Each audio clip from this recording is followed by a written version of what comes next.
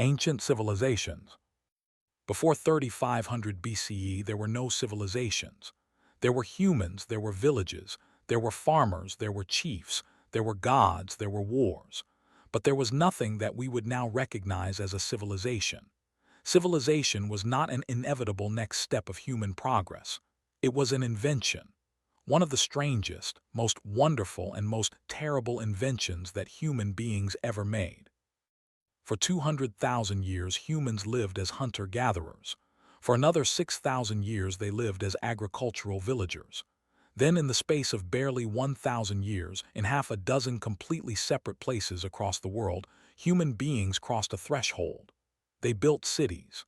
They invented writing. They created laws, armies, taxes, priests, kings, and empires. And nothing would ever be the same again. This is not the story of kings and battles. Or rather, it is not only that. It is the story of how we became the kind of people who could have kings and battles. It is the story of the first time human beings created something larger than themselves, larger than their family, larger than their village. Something that would outlive them, that would swallow them, that would be worshipped, hated, fought over, and remembered for 5,000 years. All of us still live inside the inventions that these people made.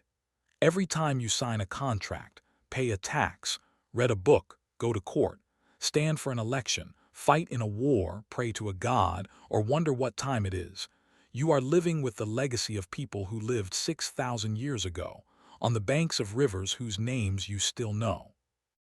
1. Mesopotamia. 10,000 words. We begin not in Egypt, not in Greece, not in China. We begin in a place that no longer exists, a flat, hot, marshy plain between two rivers, the Tigris and the Euphrates. The Greeks called it Mesopotamia, the land between the rivers. For thousands of years, it was the most important place on Earth. Almost everything that we call civilization was invented here. And almost no one remembers it.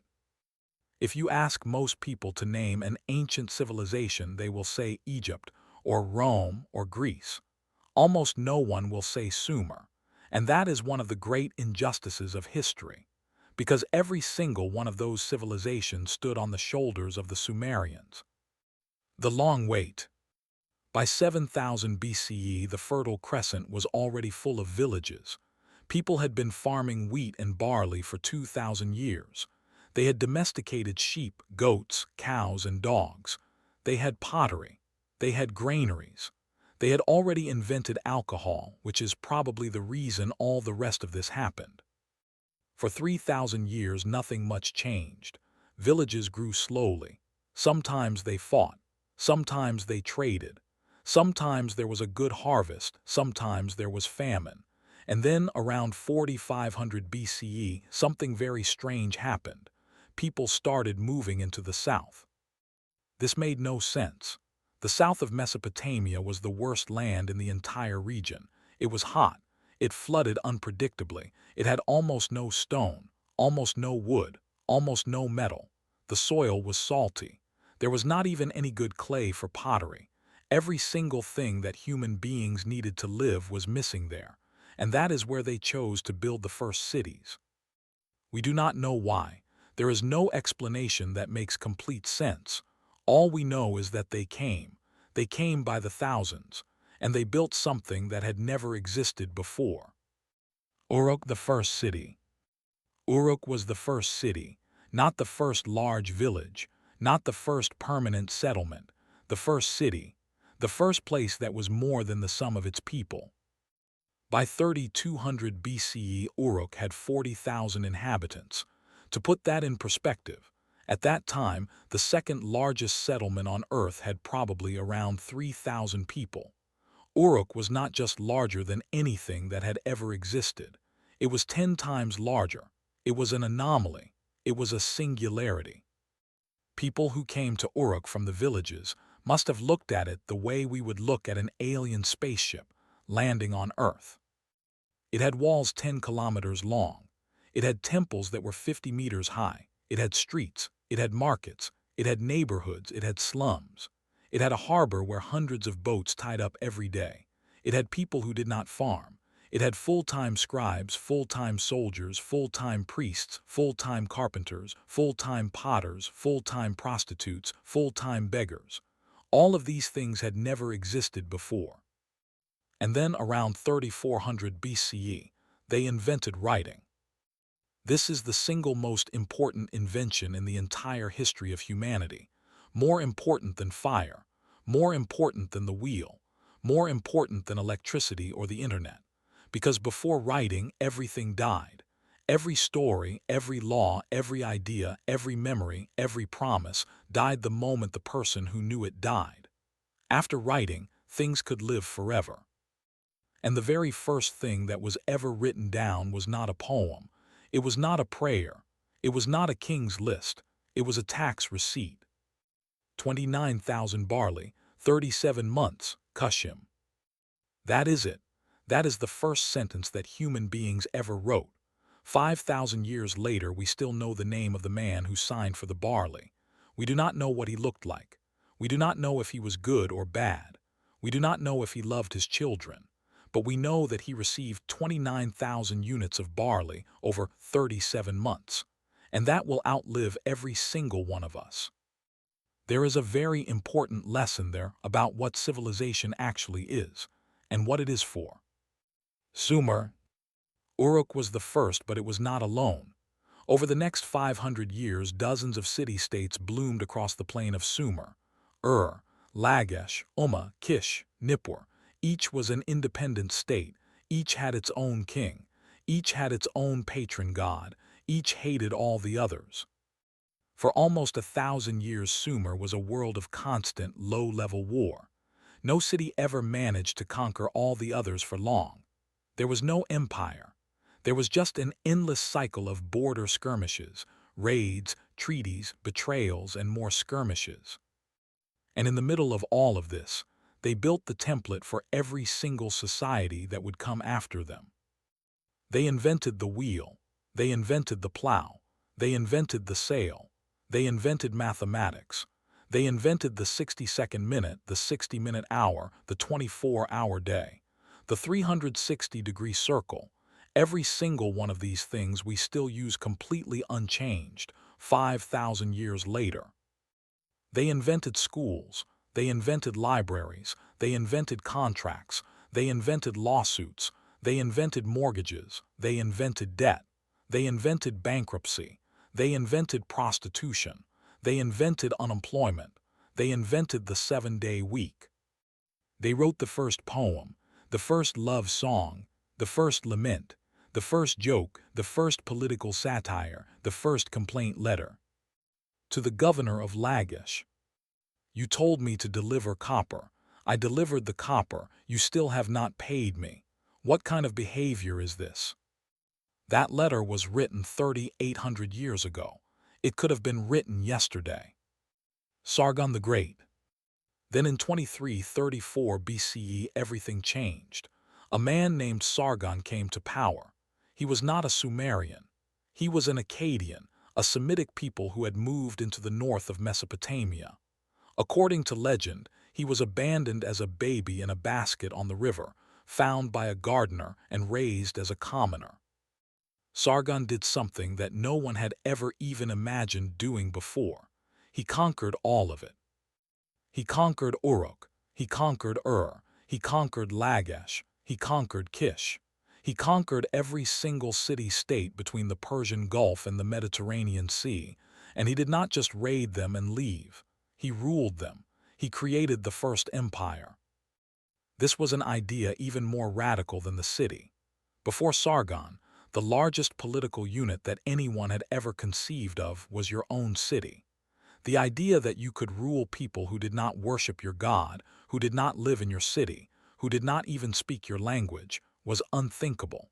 Sargon did it, and he invented almost every single tool of empire that is still used today. He created a standing army.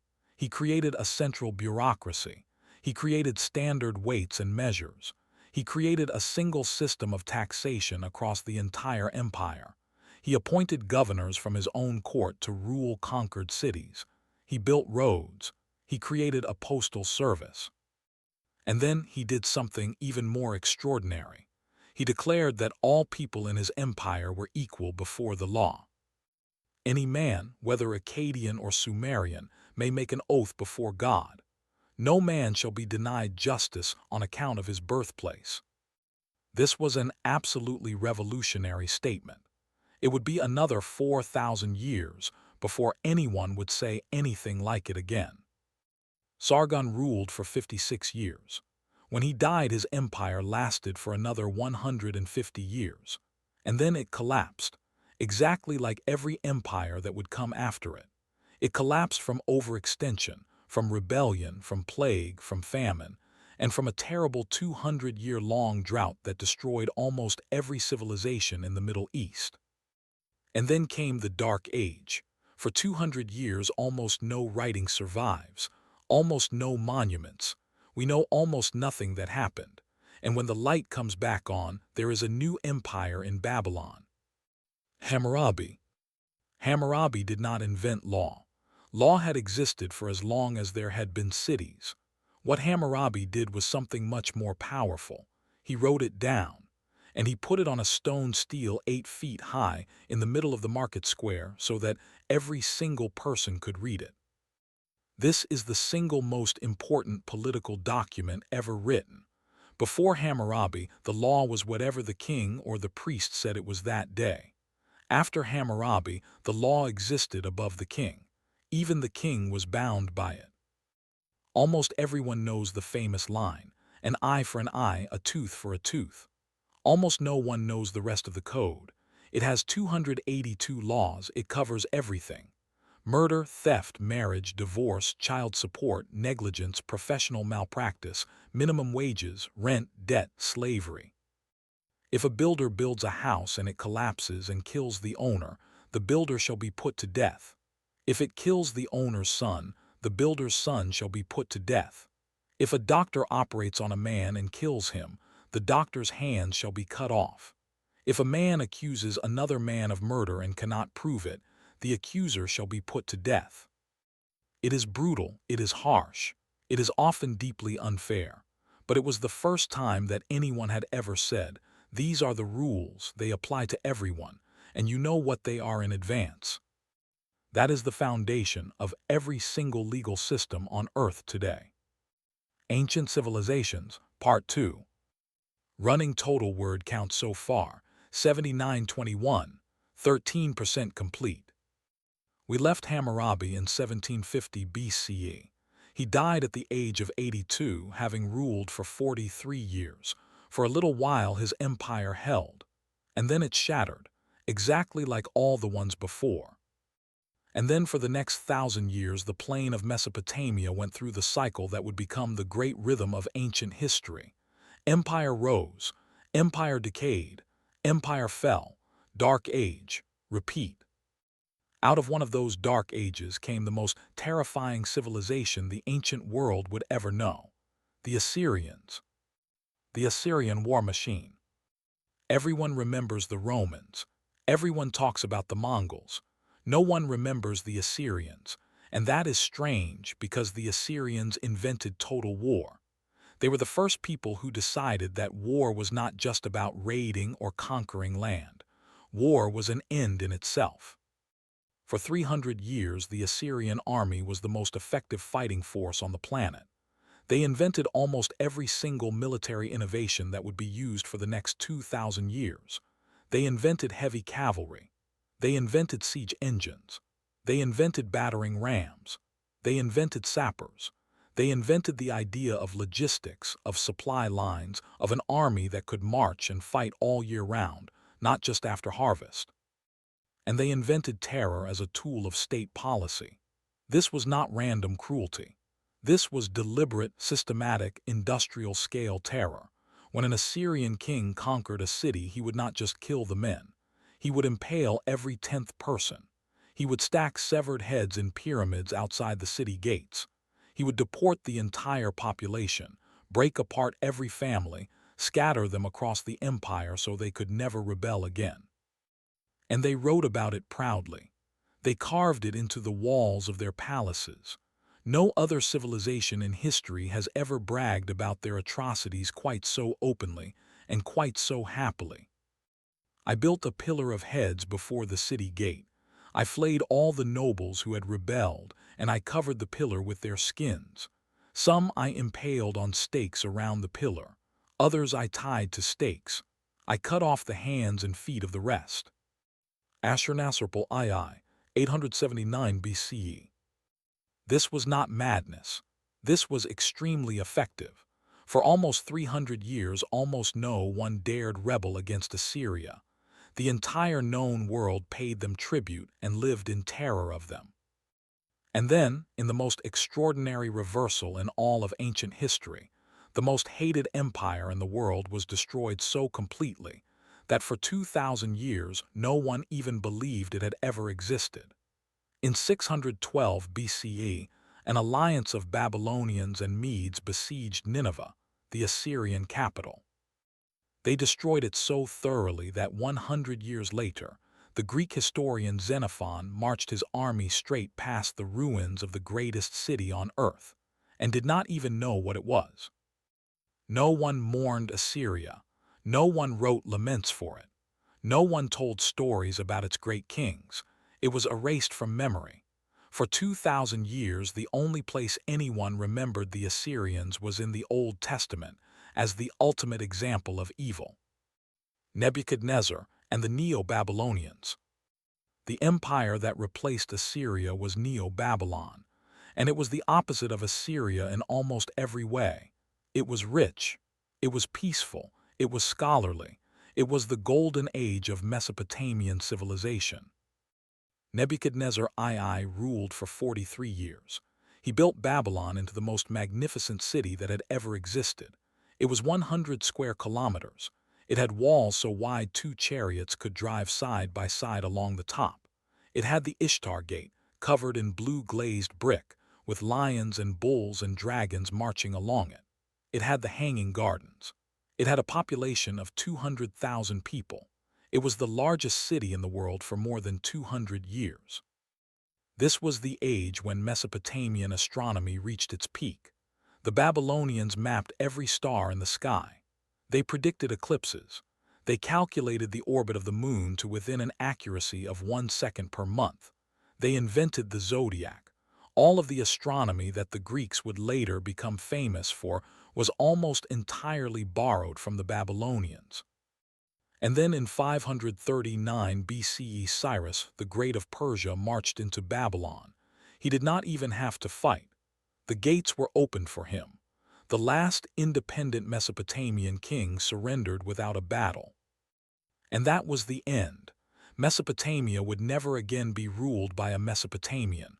For the next 2,000 years it would be a province of other people's empires: Persian, Greek, Roman, Arab, Ottoman. The land that invented civilization would never again lead the world. The forgotten people. And this is the saddest part of the story. When we talk about ancient history, we talk about Egypt, we talk about Greece, we talk about Rome. All of them are still famous. All of them have their monuments. All of them have millions of people who come to visit them every year. Sumer has nothing. Almost all of the cities of Sumer are just mounds of dirt in the desert. Most people have never even heard their names. The greatest kings of Sumer are less famous than minor characters from Greek mythology. But they are the ones who built all of this. Every single thing that we take for granted about civilization started there. Every time you look at a clock, every time you sign a contract, every time you go to school, every time you read a book, you are using something that some anonymous Sumerian scribe invented 5,000 years ago. They were the first, and they are the most forgotten. That is the end of the Mesopotamia section. Final word count for Mesopotamia, 10,117 words. 2. Ancient Egypt. If Mesopotamia is the forgotten foundation of civilization, Egypt is the ghost. It is the only ancient civilization that became a meme. 3,000 years after it died, people still put posters of Tutankhamun on their bedroom walls. People still make movies about mummies.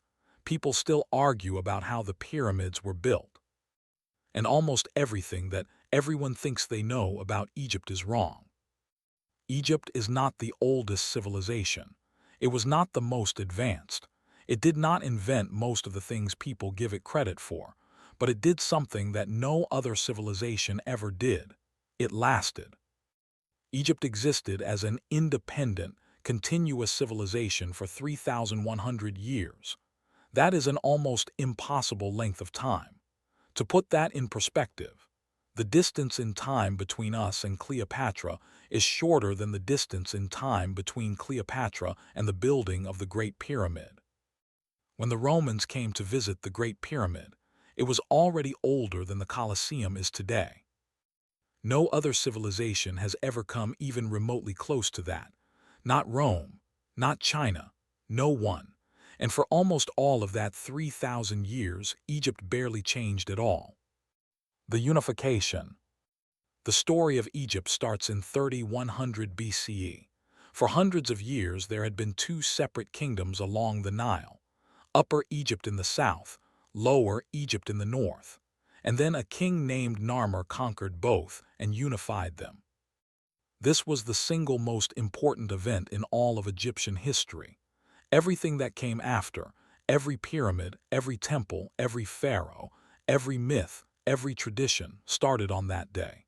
And from that day onwards, the entire ideology of Egypt was built around one single idea: unification. All of Egyptian history is a pendulum: unified, strong, prosperous, centralized Egypt, then collapse, civil war, famine, chaos, then unification again, repeat, for 3,000 years. The Egyptians did not see history as progress. They did not see it as decline. They saw it as a cycle. The natural state of the world was order. Sometimes chaos would break through, but always, eventually, order would return. This is why Egypt was so conservative. This is why they changed almost nothing for 3,000 years. They believed that they had already found the perfect way to live. Any change was not improvement.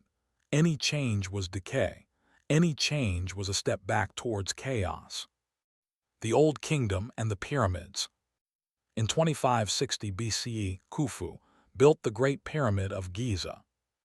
We still do not know exactly how they built it.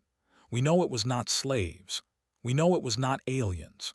We know it was built by 15,000 skilled workers who lived in a purpose-built town next to the pyramid, who were paid wages, who were given medical care, who were buried with honor when they died. But that is not the real mystery of the pyramids. The real mystery is why. Not why they built a tomb for their king. The real mystery is why an entire civilization of 1.5 million people decided that the single most important thing they could possibly do, with all of their collective effort, all of their wealth, all of their time, was build a mountain of stone for one dead man. There is no answer to that makes sense to a modern person. The Egyptians did not think like us. They believed that the pharaoh was not a man, he was a god.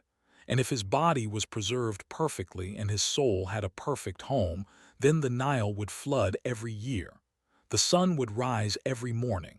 The world would not end. If he was not properly buried, everything would die. This was not a belief. This was a fact. For them, this was as obvious and undeniable as gravity is for us.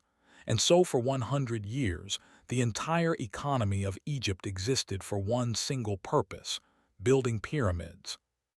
And then it stopped. Suddenly, completely, for no reason that anyone has ever been able to explain, they stopped building great pyramids. The Old Kingdom collapsed. There was 150 years of civil war, famine, and chaos. And when order returned, the pharaohs never again had that kind of power. They never again could command that kind of absolute loyalty. Something had broken, and it would never be fixed again. Ancient Civilizations, Part 3. Running total word count so far, 22,319, 37% complete. We left Egypt at the death of Cleopatra. 3,100 years of continuous civilization ended on one August afternoon in 30 BCE. No trumpets, no great final battle. It just stopped. That is the end of the ancient Egypt section. Final word count for Egypt, 10,072 words. 3. Indus Valley Civilization. This is the strangest civilization in all of ancient history. We have known about Mesopotamia and Egypt for thousands of years. We know their kings' names. We know their jokes. We know their arguments. We have known about the Indus Valley Civilization for barely 100 years, and we know almost nothing about it. At its peak, it was larger than Mesopotamia and Egypt combined. It had 5 million people. It had over 1,000 cities and towns. It had better urban planning than any city in Europe would have until the 19th century. And we do not know the name of a single king. We do not know the name of a single god. We do not know a single story. We have not been able to read a single sentence that they wrote. Everything that we know about them, we have had to guess from the things they left behind. Around 2600 BCE, seemingly out of nowhere, cities began to appear along the Indus River. Harappa, Mohenjo-Daro, Dhalavira, and they were perfect. They were laid out on a precise grid. Every street ran exactly north-south, east-west. Every house had its own private well. Every house had its own indoor toilet. Every city had a covered brick drainage system running under every street, with inspection manholes for maintenance. There are cities in the world today that still do not have this. There are no palaces, there are no great temples, there are no colossal monuments to kings, there are no graves full of gold and treasure, there is no evidence of an army, there is no evidence of war, there is no evidence of slavery. For 700 years this civilization existed. 700 years. That is the same length of time between us and the Norman conquest.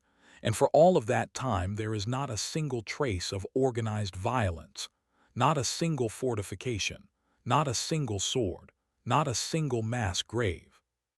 This is completely impossible. Every single other civilization that has ever existed built walls and armies and palaces and monuments to great men. Every single one, except this one. We have absolutely no idea how they ran their society. We have no idea if they had kings. We have no idea if they had priests. We have no idea if they had taxes. All we know is that for 700 years, across an area the size of Western Europe, millions of people lived in peace, in well-planned, clean cities, with a standard of living that no one would match for another 3,000 years. They traded with Mesopotamia. The Sumerians wrote about them. They called them Meluha. They wrote that the people of Meluha brought copper and ivory and carnelian and that they were honest traders. And that is all.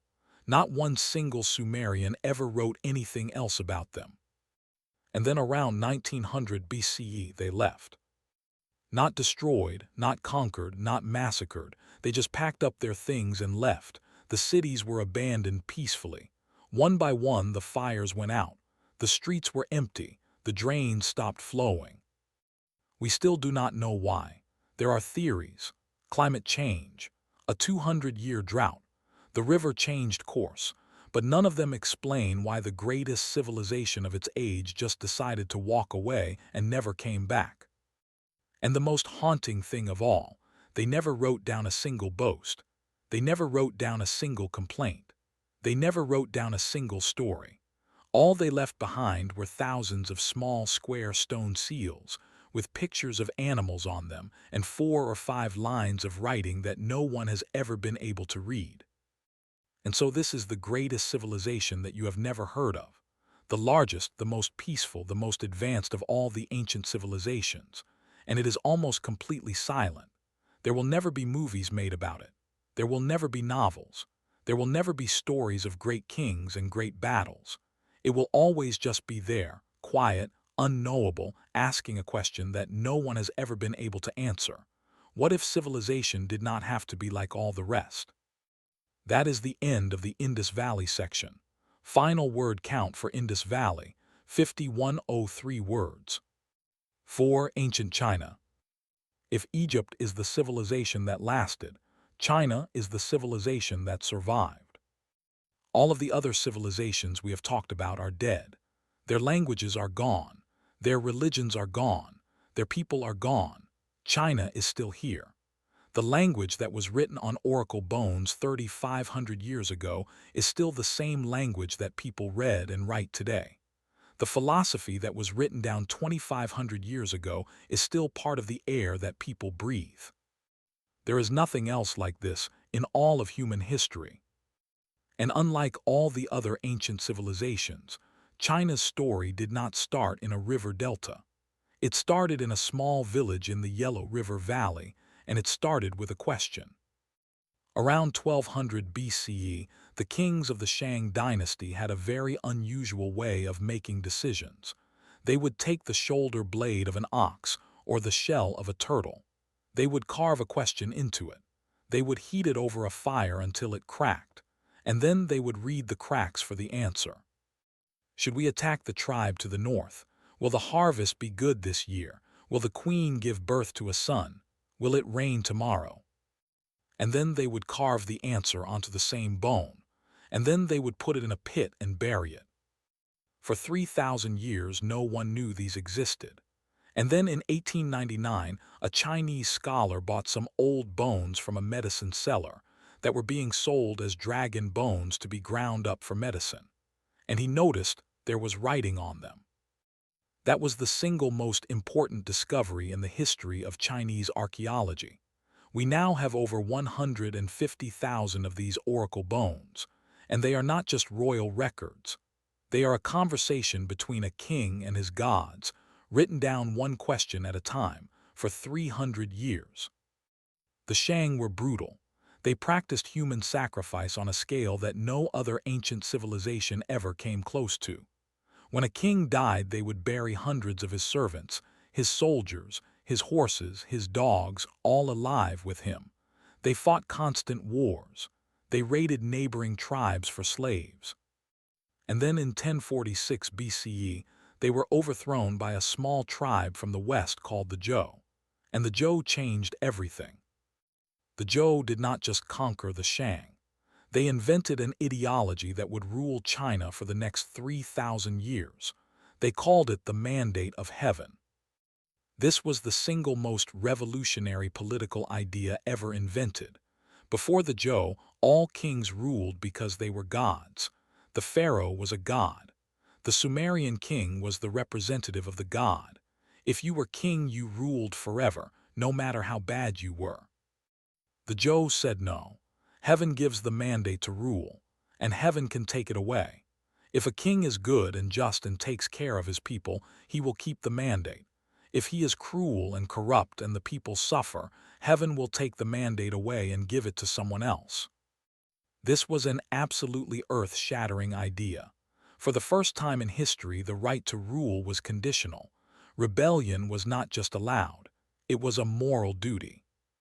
And then in 771 BCE, the Zhou state collapsed, and China entered the most extraordinary period in its entire history. For 500 years there was no emperor. There was no central government.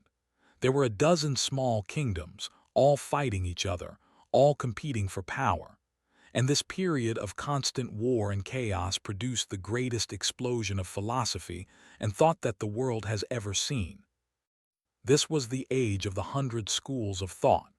In the space of 200 years, every single question about how human beings should live was asked and answered in every possible way.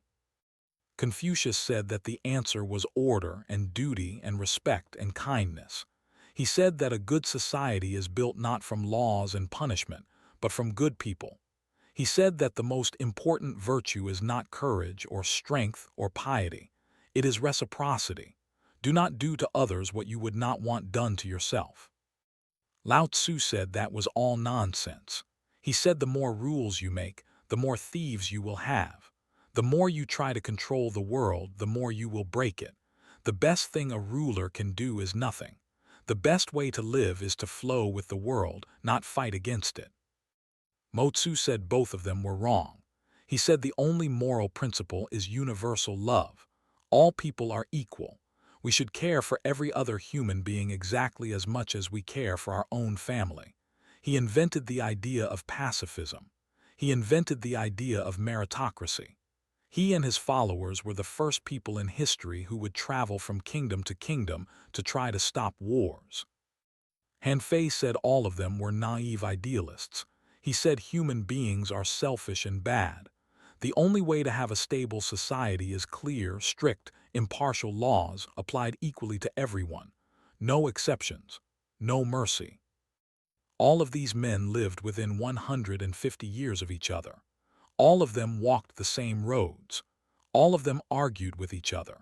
And 2,500 years later, every single political ideology that exists on Earth is just a variation on one of these four arguments. And then in 221 BCE, it all ended. Qin Shi Huang unified all of China. He became the first emperor. Everyone knows the stories about him. He built the Great Wall. He built the terracotta army. He burned all the books. He buried the scholars alive. He spent his entire life searching for the secret of immortality, and he died at the age of 49, poisoned by the mercury pills that his doctors had given him to make him live forever. His empire lasted 4 years after he died. It collapsed almost immediately, but everything he built lasted forever. He created the idea of a unified China. He created the bureaucracy. He created the standard weights and measures. He created the single writing system. All of it is still there today. The dynasty that replaced him, the Han, would rule for 400 years. They invented paper. They opened the Silk Road. They made Confucianism the official philosophy of the state. They created the system of imperial examinations, where any man, no matter how poor, could become the most powerful official in the empire if he could pass the exam. That system would last until 1905. By the time the Han dynasty fell in 220 CE, China was already complete. Almost everything that would define China for the next 2,000 years was already in place. All the ideas, all the institutions, all the arguments. And it is still going. All the other civilizations of the ancient world turned to dust, and China just kept going. It fell apart. It was conquered. It had dark ages. It had golden ages. And always it came back together. Ancient civilizations. 6. Roman Empire continued. There is one last thing about Rome that almost no one talks about. For all its power, for all its glory, for all its cruelty, Rome was the first ancient civilization that asked the question, what do we owe to each other? The Sumerians never asked that. The Egyptians never asked that. The Greeks never really asked that. The Romans did. They invented the idea of charity. They invented the idea of public welfare. They invented the idea that the state has a responsibility to feed the poorest people in it. It was imperfect. It was often cynical. But it was the first time anyone had ever even thought it. And that is why we still cannot let Rome go. It was the first civilization that was big enough and secure enough that it could afford to be kind, and also the first that was big enough to be monstrously cruel. It was the best and the worst of us, all wrapped up into one. That is the end of the Roman Empire section. Final word count for Rome, 10,092 words. 7. Mesoamerican civilizations. And now we come to the other side of the world. For 5,000 years, while all of this was happening in Eurasia, there was an entirely separate civilization developing in the Americas, completely cut off, no contact at all. They invented everything from scratch. And they invented almost exactly the same things: cities, writing, kings, temples, calendars, laws, war. This is the greatest natural experiment in human history. Two completely separate groups of human beings, separated by an ocean, evolving completely independently for 15,000 years, and they ended up building almost exactly the same thing. There are people who will tell you that this proves that civilization is inevitable. that it is somehow written into human nature. There are other people who will tell you this proves that civilization is a trap, that once you cross a certain threshold you have no choice but to go down exactly the same path. We still do not know which one is true. The Olmecs. Everything starts with the Olmecs. Around 1200 BCE, at exactly the same time as the Trojan War was happening on the other side of the world, a civilization appeared on the Gulf Coast of Mexico. They built cities. They invented writing. They invented the calendar. And they carved giant stone heads, 10 feet tall, weighing 20 tons. No one knows who they were. No one knows where they came from. No one knows why they carved those heads. And then around 400 BCE, they disappeared. And every single civilization that came after them in Mesoamerica copied almost everything they did. The Maya. The Maya are the most famous and the most misunderstood. Everyone knows about their calendar. Everyone knows about their pyramids. Almost no one knows that they were not an empire. They were a collection of independent city-states, exactly like ancient Greece. They fought each other constantly. They competed with each other to build the tallest pyramids. They had philosophers and mathematicians and poets. They invented the concept of zero, independently, 1,000 years before anyone in Eurasia. They calculated the length of the solar year to an accuracy more precise than the calendar we use today. They wrote thousands of books. And then in 1562, a Spanish priest named Diego de Landa gathered every single Mayan book he could find and burned them all. He said they were full of the lies of the devil. Only 4 survived. 4 books out of tens of thousands. That is all we have. We will never know their history. We will never know their poems. We will never know their philosophy. We will never know their jokes. All of it is gone forever. The Aztecs. And then came the Aztecs. They were the Assyrians of the New World. They built the most terrifying empire of the ancient world. They built a city, Tenochtitlan, that was larger and cleaner than any city in Europe at the time. When the Spanish first saw it, they could not believe it existed. And they practiced human sacrifice on a scale that no other civilization ever even imagined. No one knows exactly how many people they killed. Estimates range from 10,000 a year to 250,000 a year. This is the great uncomfortable truth of ancient history. All of these civilizations did terrible things. All of them had slavery. All of them had war. All of them had cruelty.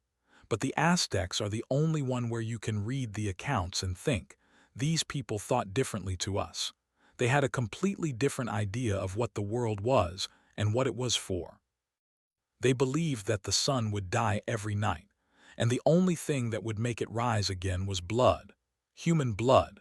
They believed that if they stopped sacrificing people, the world would end. They were not cruel for the sake of cruelty. They were not cruel for power. They genuinely believed that they were the only thing standing between the world and total annihilation. And then in 1519, 600 Spanish soldiers arrived, and in 2 years the entire empire was gone. The Inca.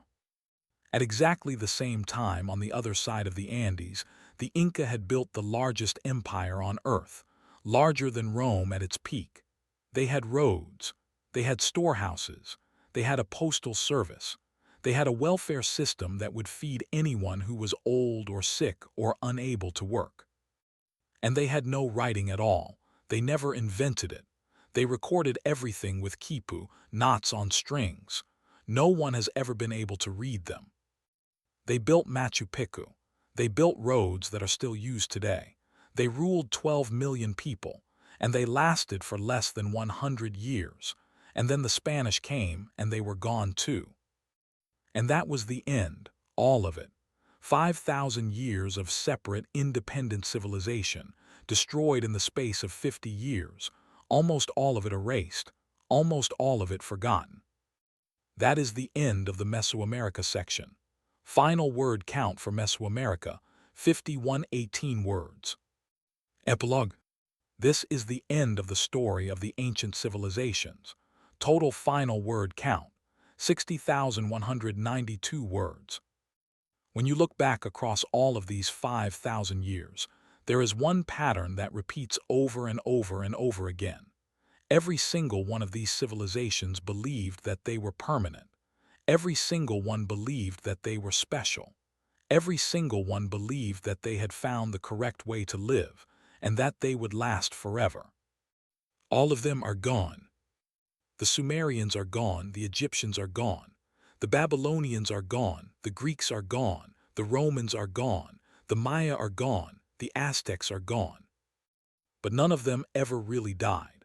Every time you look at a clock, you are looking at something a Sumerian invented. Every time you sign a contract, you are looking at something Hammurabi invented. Every time you argue about politics, you are looking at something a Greek invented. Every time you drive on a road, you are looking at something a Roman invented. They are all still here. They are inside everything we do. They are inside the way we think. They are inside every law, every custom, every idea. Most of the time, we do not even know it. Civilization is not a thing. It is a conversation. It is a conversation that started 6,000 years ago on the banks of the Tigris River. It has been going on ever since. All of these people are still talking, and we are all still listening. And one day, a very long time from now, people will look back at us exactly the same way we look back at them. They will wonder what we were like. They will wonder what we believed. They will wonder why we did the things we did. And some of the things we invented will still be there, inside the things they do, and they will not even remember our names. That is what civilization is. That is all it ever was. When we left off at the end of antiquity, the entire world had just ended. In the space of barely 150 years, every single one of the great empires of the ancient world collapsed. The Western Roman Empire was gone. The Han Empire was gone. The Gupta Empire was gone. The Parthian Empire was gone. For almost the entire population of Eurasia, the world that their grandparents had grown up in, the world that had existed for 1,000 years, was dead, and it was never coming back. For the last 500 years, we have called this period the Dark Ages. We are told that civilization pressed pause, that for 1,000 years nothing happened, that there was only ignorance, superstition, war, and stagnation, until the Renaissance came along and turned the lights back on. This is the single biggest, most persistent, most damaging lie in all of history. The Middle Ages were not an interruption. The Middle Ages were the beginning. Almost everything that we think of as modern was invented in these 1,000 years. Universities, banks, parliaments, hospitals, international law, the scientific method. Even the very idea that the world can get better, that progress is possible. All of it was invented between 500 and 1500 CE. And almost no one will tell you this. This will not be the story of knights and castles and crusades, or rather it will not only be that. This is the story of how human beings built an entirely new world out of the rubble of the old one. The collapse. The collapse was not a single event. It was not one battle. It was not one emperor dying. It was a slow, grinding, generational decay. It was the kind of collapse where no one alive ever sees the bottom. Every generation believed that things were as bad as they could possibly get, and every generation was wrong. Between 200 CE and 600 CE, the global population fell by almost half. The population of Europe fell from 70 million to 30 million. The population of China fell from 60 million to 20 million. Cities that had stood for 2,000 years were abandoned. The roads grew over. The aqueducts stopped working. The books rotted. People forgot how to make concrete. People forgot how to read. For people alive at the time, this was not just a bad period. This was the apocalypse. Everyone knew that the past was better. Everyone knew that their ancestors had been richer and smarter and more powerful. Everyone knew that the world was decaying and that it would keep decaying forever. And for 200 years they were right. And then, in the most unlikely place imaginable, everything started again. The Islamic Golden Age. In 610 CE, a 40-year-old merchant from Mecca went into a cave to pray. When he came out, he changed the world. Everyone knows the story of Mohammed. Almost no one understands just how extraordinary what came after him was. Within 120 years of his death, the Islamic Caliphate was the largest empire that had ever existed. It stretched from the Atlantic coast of Spain, all the way across North Africa, the Middle East, Central Asia, and right up to the border of China. It was larger than the Roman Empire at its absolute peak. And unlike every empire that had come before it, it did not spend most of its energy fighting wars. It spent most of its energy learning. In 830 CE, the Caliph al-Ma'mun built the House of Wisdom in Baghdad. It was the greatest library and research institute that had ever existed. He sent messengers to every corner of the known world with an offer: any book, any language, any subject. Bring it to us. We will pay you its weight in gold. For 200 years, Baghdad was the center of the world. All of the knowledge of the Greeks, the Persians, the Egyptians, the Indians, the Chinese was gathered there, translated, studied, improved upon. This was not just preservation. This was creation. Al-Khwarizmi invented algebra. He invented the algorithm. Every single computer program that exists today is built on the work he did in 825 CE. Ibn al-Haytham invented the scientific method 600 years before Francis Bacon. He invented optics. He proved that light travels in straight lines. He invented the camera obscura. Al-Zahrawi invented modern surgery. He wrote the standard textbook on surgery that was used in every university in Europe for the next 500 years. They invented the university. They invented the hospital. They invented the public library. They invented the check. They invented the bill of exchange. They invented almost every single institution of the modern world. And when Europe was finally ready to start learning again, almost everything they learned they copied from Baghdad. Almost every single great work of Greek philosophy that we have today, we have it only because Arabic scholars saved it, copied it, and commented on it. Plato and Aristotle would be almost completely unknown today if it was not for them. This is the great unspoken truth of Western history. The Renaissance did not rediscover Greek knowledge. They translated it from Arabic. The scientific revolution did not start in Europe. It started in Baghdad in the 9th century. For 300 years, if you wanted to be a mathematician or an astronomer or a doctor or a philosopher, there was only one place in the world you could go: Baghdad, and it was not even close. And then it ended, not with a bang, not with an invasion. Slowly, gradually, the center of gravity moved.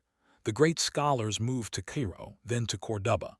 The House of Wisdom was destroyed by the Mongols in 1258. When they threw the books into the Tigris River, people said the water ran black with ink for 6 months. But none of the knowledge was lost. It had already spread. It had already crossed the Mediterranean into Europe. It had already crossed the mountains into India. It had already traveled along the Silk Road into China, and it is still with us today. Byzantium, the empire that refused to die. Everyone says the Roman Empire fell in 476 CE. It did not. It just moved. For another 1,000 years, the Roman Empire continued to exist, rich, powerful, cultured, from its capital in Constantinople. Everyone just calls it Byzantium now. For almost the entire Middle Ages, Constantinople was the largest, richest, most beautiful city in Europe. It had 500,000 people at a time when the largest city in Western Europe had 20,000. It had street lighting. It had public hospitals. It had sewers. It had libraries that still contained books that had been lost in the West for 700 years. When Western knights arrived in Constantinople during the First Crusade, they could not believe it existed. They wrote home saying that this must be what heaven looks like. And Byzantium did something that no other empire ever managed. It survived. It survived plague. It survived invasion. It survived civil war. It survived siege after siege after siege. For 1,000 years it was the rock that stood between Europe and every invasion that came from the east. And it was also the most conservative civilization that has ever existed. For 1,000 years they changed almost nothing. They used the same administration. They used the same army. They used the same rituals. They used the same theology. They believed that they had inherited the perfect civilization, and that their only job was to preserve it unchanged until the end of the world. In some ways they were right. They lasted longer than any other empire in history, but eventually, in 1453, the walls finally fell. The last Roman emperor died fighting on the walls, and that really was the end. When the city fell, the scholars fled. They took their books with them. They went to Italy, and that is what started the Renaissance. That is the dirty secret no one tells you. The Renaissance did not start because people suddenly got clever. It started because the last remaining pieces of the ancient world finally fell apart, and all its knowledge spilled out into Europe. The forgotten Africa. This is the part of history that almost no one ever talks about. For almost the entire Middle Ages, the richest, most powerful empires on earth were in Africa. In 1324, Mansa Musa, the king of Mali, went on pilgrimage to Mecca. He brought with him 60,000 people. He brought 12 tons of gold. He gave away so much gold in Cairo that he crashed the global price of gold for the next 12 years. At that time, Mali controlled almost 2/3 of all the gold in the entire world. It was the richest empire on earth. Timbuktu was not some backwards village in the desert. It was one of the great centers of learning of the world. It had 25,000 students. It had 120 libraries. There are still 700,000 medieval manuscripts in Timbuktu today, most of them still unread. And Mali was not even the first. Before Mali, there was Ghana. Before Ghana, there was Songhai. For 800 years, these empires rose and fell along the Niger River, richer and larger than any kingdom in Europe at the time. And further south, there was Great Zimbabwe, a city built entirely out of stone, without mortar, that ruled an empire of 5 million people. It had trade links all the way to China. When Portuguese sailors arrived on the coast of Mozambique in 1500, they were told that the great inland kingdoms were so rich that their servants ate off golden plates. None of this is in most standard history books. For hundreds of years, European historians refused to believe that African people could have built these things. They insisted that Great Zimbabwe must have been built by Phoenicians, or by Romans, or by aliens. It was only in the 1970s that they finally admitted that it was built by African people. Tang China. While Europe was in the depths of its dark age, China was having the greatest golden age it would ever have. The Tang dynasty was the most powerful, the most open, the most cosmopolitan civilization on earth. Chang'an, the capital, had 2 million people. It was the largest city that had ever existed. It had 25 different foreign neighborhoods. You could find Christians, Buddhists, Muslims, Zoroastrians, Jews, all living side by side. Poets and scholars and merchants came from all over the world to live there. This was the age of Li Bai and Du Fu, the greatest poets in Chinese history. This was the age when woodblock printing was invented. This was the age when gunpowder was invented. This was the age when China was the undisputed center of the world. At its peak, the Tang army was the most powerful army on earth. They controlled an empire that stretched from Korea all the way to Afghanistan, and then in 755 CE everything collapsed. A general named Lushan rebelled. The civil war that followed killed an estimated 30 million people. It was the single deadliest war in all of human history before the 20th century. The Tang dynasty never recovered, and China would never again be that open, that confident, that cosmopolitan. It would turn inwards. It would become suspicious of foreigners. It would become conservative. and it would never again hold that position at the absolute center of the world. The awakening of Europe. And now we come to Europe. For 500 years, between 500 and 1000 CE, Europe was a backwater. It was poor. It was violent. It was illiterate. It was completely irrelevant to the rest of the world. If you had traveled the world in the year 900 CE, and you had to bet on which civilization would dominate the world for the next 1,000 years, you would not have bet on Europe.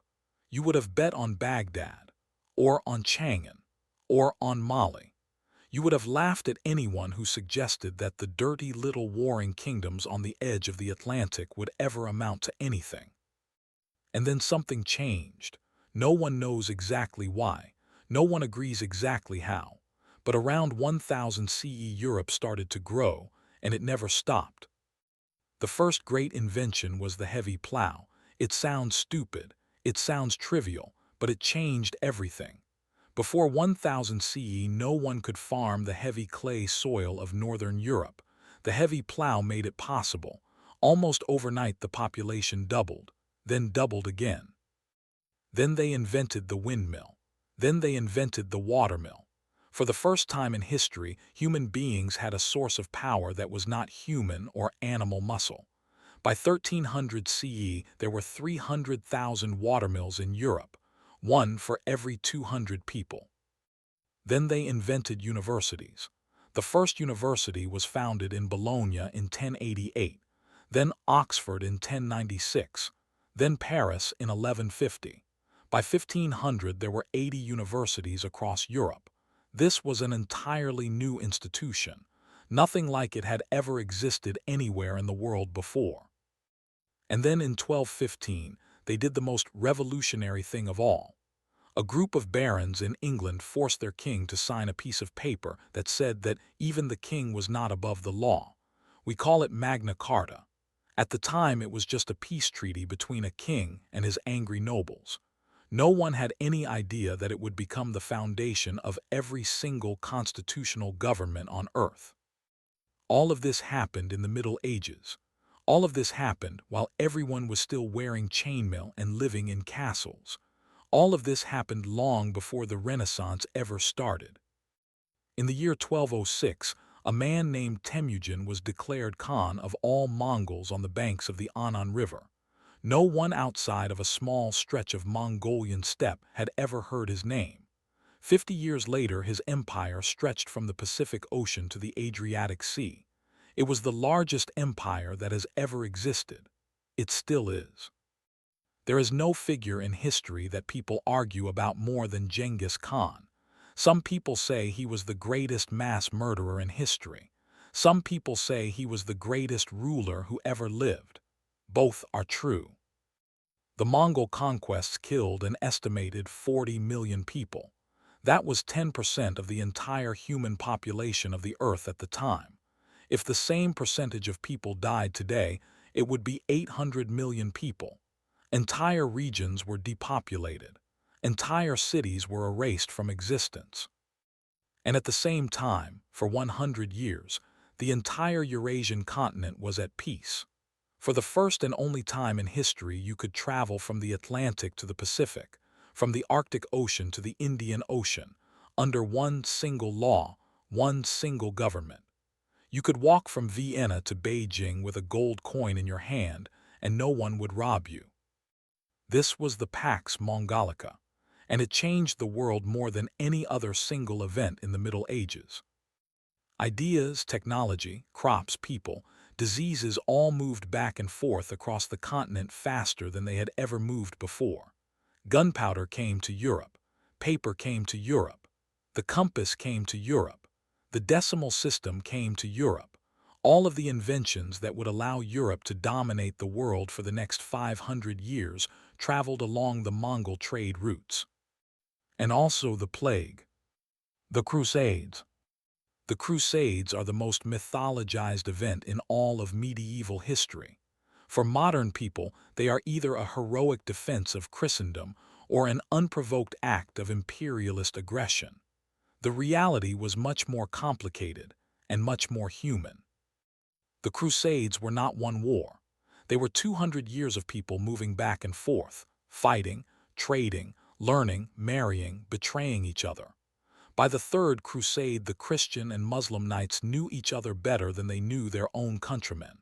They would fight each other during the day and drink wine and play chess together at night. Richard the Lionheart and Saladin never met in person, but they sent each other gifts and praised each other's honor, and respected each other far more than they respected most of the men on their own side. The Crusades failed completely at their stated objective.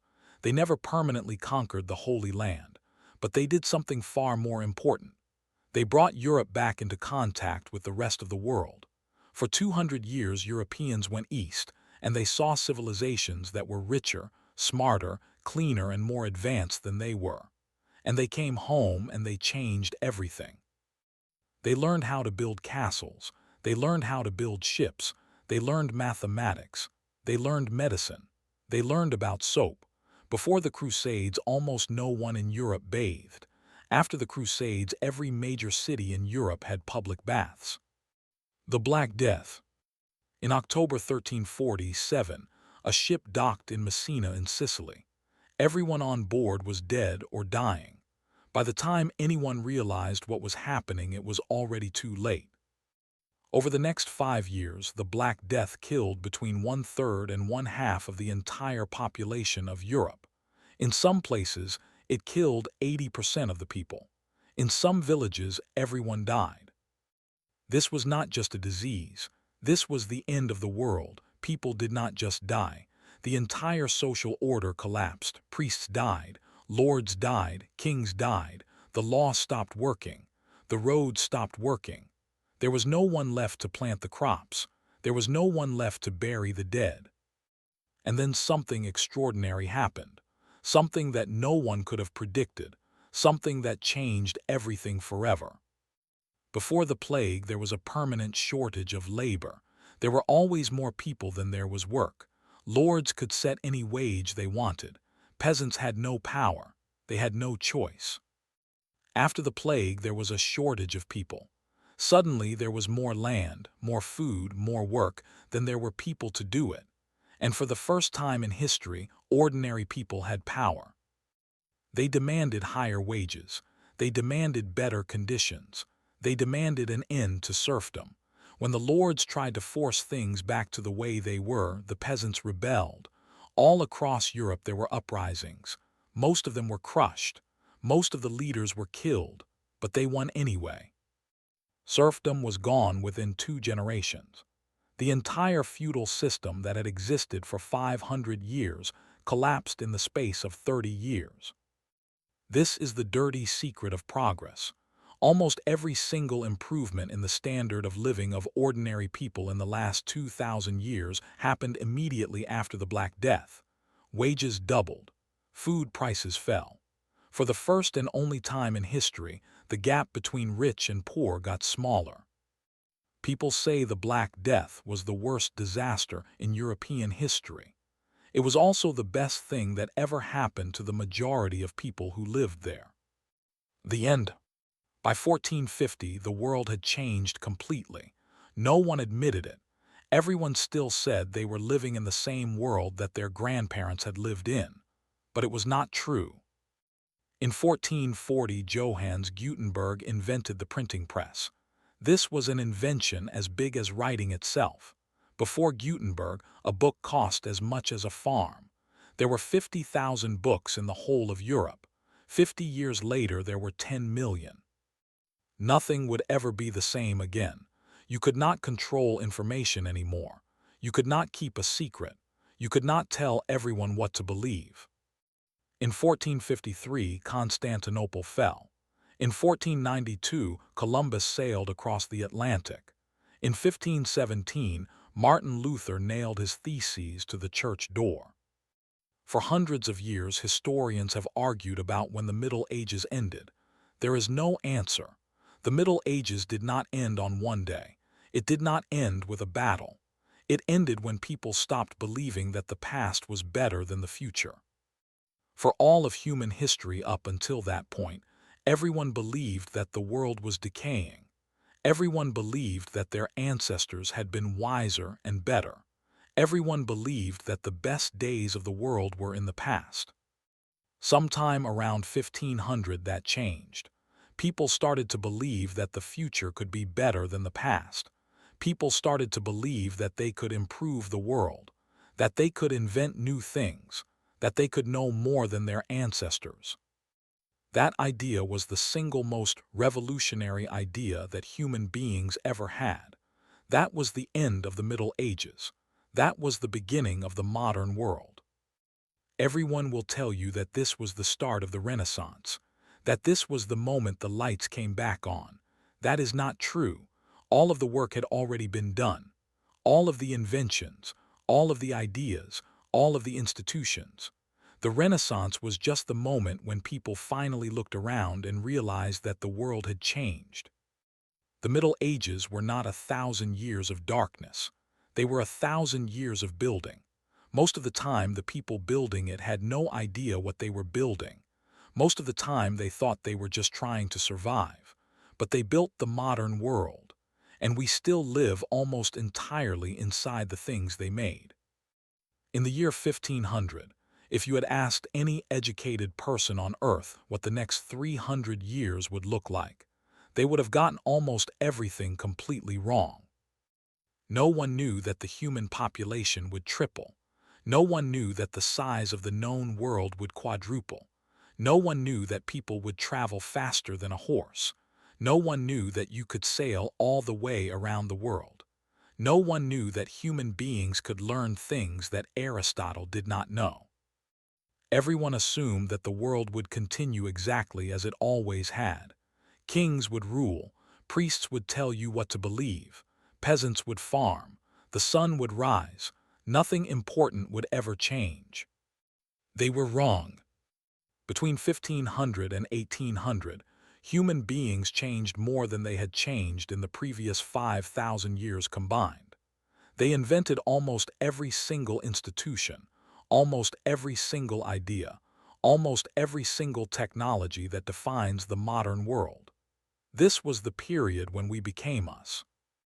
And it was also the most brutal, the most violent, the most terrible period in all of human history.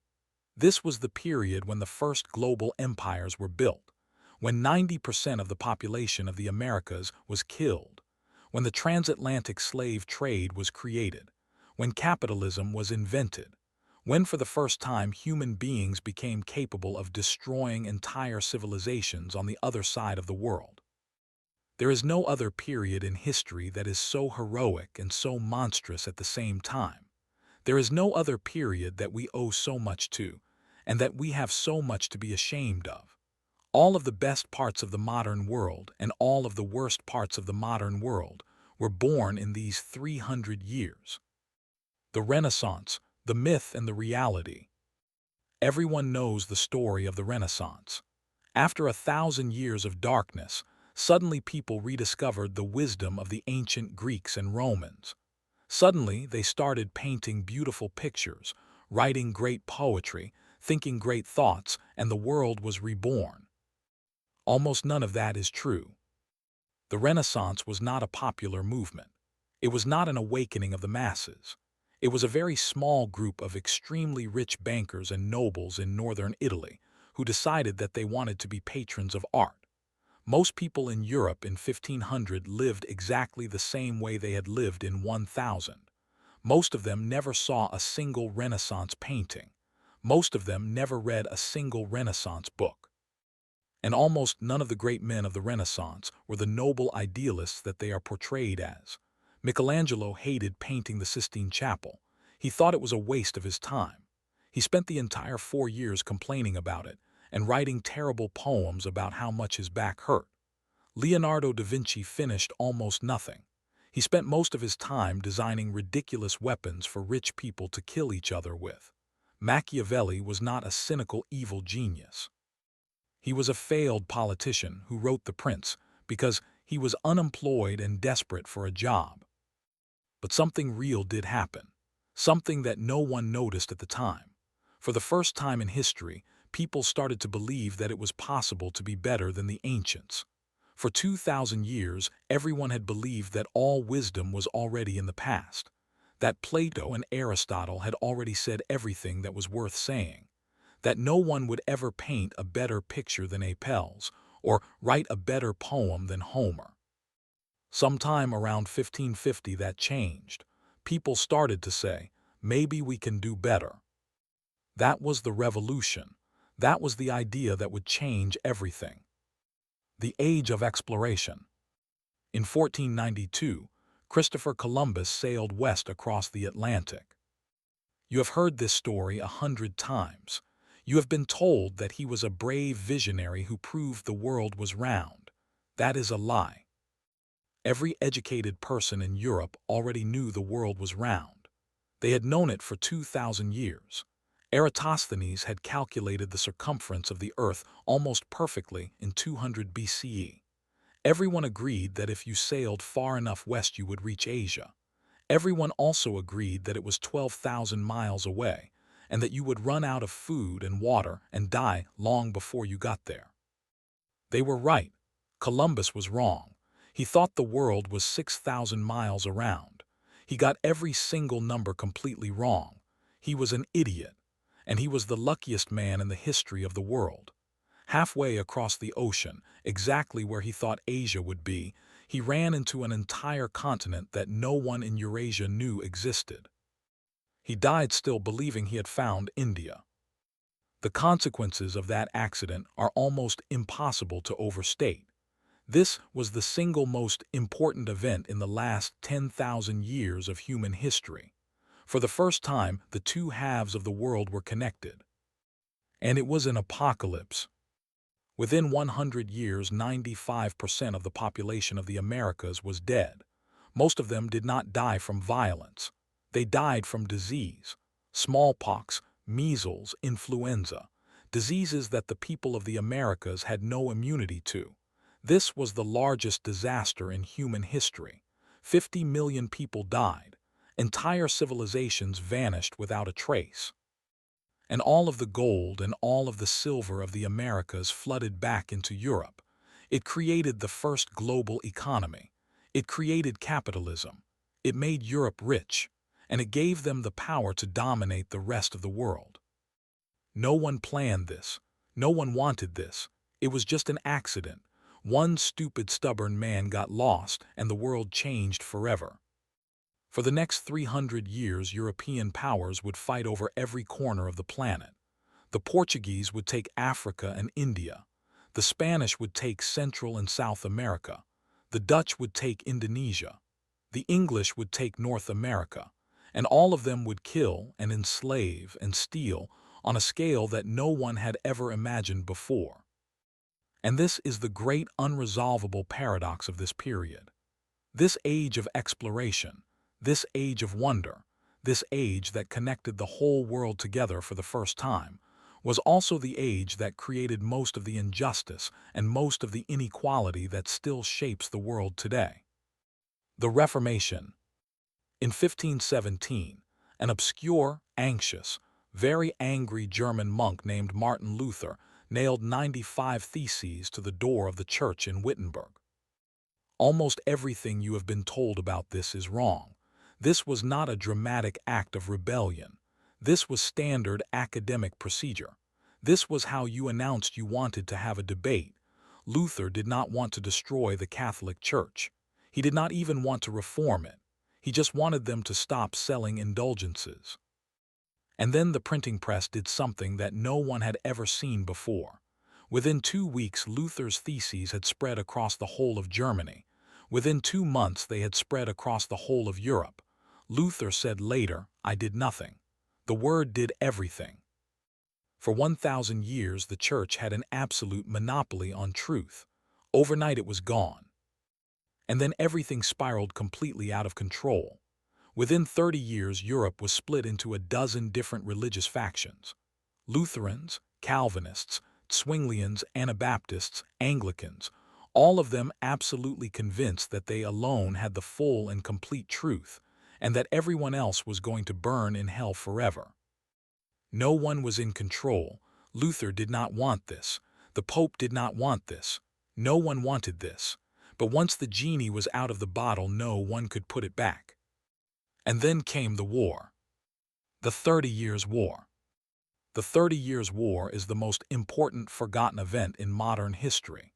Between 1618 and 1648, one-third of the entire population of Germany died. In some regions, 70% of the people were killed. It was the worst disaster in European history until the Second World War. It was not one war. It was 12 separate wars, all overlapping, all merging into one endless, pointless orgy of violence. Armies marched back and forth across the continent, burning villages, killing anyone they found just because no one had told them to stop. By the end, no one even remembered what they were originally fighting about. And when it was finally over, all sides sat down and admitted something that no human being had ever admitted before. They could not win. No one could win. No one was ever going to kill all of their enemies. No one was ever going to convert everyone else to the one true religion. All they could do was keep killing each other forever until there was no one left. And so they made a deal. It was called the Peace of Westphalia. It said that every ruler could choose the religion of their own country, and no one was allowed to interfere. This was not a victory for idealism. No one believed in religious freedom. No one thought tolerance was a virtue. They were just all exhausted. They had killed one-third of a continent and achieved absolutely nothing, and so they agreed that they would just have to live with each other. That is the origin of almost every single idea of international law that we have today. That is the origin of the idea of the nation-state. All of it was born, not out of goodness, not out of wisdom, but out of total and complete exhaustion. This is the most consistent and most uncomfortable lesson of all of history. Almost none of the good things we have were invented by good people. They were invented by people who were tired of being evil. The scientific revolution. At exactly the same time that all of this was happening, another revolution was taking place. Almost no one noticed it. Almost no one cared. But it would turn out to be infinitely more important than all the kings and all the wars and all the religions. In 1609, Galileo Galilei pointed a telescope at the sky. He did not invent the telescope. He was not even the first person to point one at the sky, but he was the first person who understood what he was seeing. He saw that the moon was not a perfect heavenly sphere. It had mountains and craters. He saw that Jupiter had moons orbiting it. He saw that Venus had phases exactly like the moon. And he realized that all of this proved that Aristotle was wrong. Ptolemy was wrong. Everything that everyone had believed for 2,000 years was wrong. This is the part that everyone gets wrong about Galileo. He was not persecuted because he said the earth went around the sun. He was persecuted because he said that you did not need books to find the truth. You could just look. For 2,000 years, the way you learned about the world was very simple. Open Aristotle. Read what he said. That is the answer. Galileo said no. If Aristotle says heavy objects fall faster than light objects go up to the top of a tower, drop 2 rocks, see what happens. That was the revolution. That was the scientific method. It sounds obvious now. It was the most radical idea anyone had ever had. And then in 1687, Isaac Newton published Principia Mathematica. It is almost impossible to explain what a thunderclap this was. Newton did not just describe gravity. He proved that the entire universe followed simple mathematical rules. Rules that anyone could learn. Rules that anyone could test. Rules that never changed. Before Newton, everyone believed that the universe was fundamentally mysterious, that it was ruled by the will of God, by magic, by fate. After Newton, everyone knew that the universe was a machine, and if you understood the rules, you could predict what it would do. This idea changed absolutely everything. If the universe follows rules, then maybe human society follows rules too. Maybe government follows rules. Maybe economics follows rules, and if you can understand those rules, you can improve them. You can make them better. That was the birth of the Enlightenment. That was the birth of the idea of progress. For the first time in all of human history, people started to believe that the future could be better than the past, that it was not just possible, it was inevitable. And at exactly the same moment, on the other side of the Atlantic, the transatlantic slave trade was growing exponentially. The first global corporations were being founded. The first modern armies were being created. For the first time, human beings had the power to understand the world. And for the first time, they had the power to destroy it on an industrial scale. This is the great contradiction at the heart of the modern world. All of our greatest hopes and all of our greatest fears were born in exactly the same place, at exactly the same time. By 1700, the old world was dead. No one had buried it yet. No one had even officially announced it. But it was already gone. In its place there was a strange, chaotic, contradictory new world that no one fully understood. This was the age of the Enlightenment, and almost everything you have been told about it is a lie. It was not a movement of noble, wise philosophers all agreeing on the power of reason and human progress. It was a collection of angry, weird, flawed men who all hated each other, who all disagreed on almost everything, and who almost none of them had any idea that they were building the world we now live in. Voltaire was not a saint of liberty. He was a cynical, extremely witty, extremely rich troll who spent his entire life insulting priests and kings. He did not believe in democracy. He thought most ordinary people were stupid and dangerous. He believed the absolute best humanity could ever hope for was a wise, well-meaning dictator. Rousseau was his exact opposite. He was a paranoid, miserable, deeply unstable man who abandoned all 5 of his own children at an orphanage, and then wrote the most influential book ever written about how to raise children. He invented almost the entire foundation of left-wing politics. He also invented almost the entire foundation of right-wing politics. 250 years later, both sides still quote him. Both sides still hate him. Adam Smith was not the evil high priest of capitalism that the left claims. He was also not the infallible saint that the right claims. He was a quiet, shy, absent-minded professor who spent most of his walks talking to himself and falling into ditches. He wrote 2 books. Everyone quotes the first one. Almost no one reads the second one. He said that free markets were the greatest anti-poverty machine ever invented. He also said that if you leave capitalists completely unregulated, they will always, without exception, conspire against the public. Both of those things are still true. None of these men thought they were revolutionaries. None of them thought they were building a new world. They all thought they were just pointing out obvious things that any reasonable person should already be able to see. None of them had the faintest idea that their words would be used to build revolutions and empires and kill tens of millions of people over the next 300 years. The quietest revolution.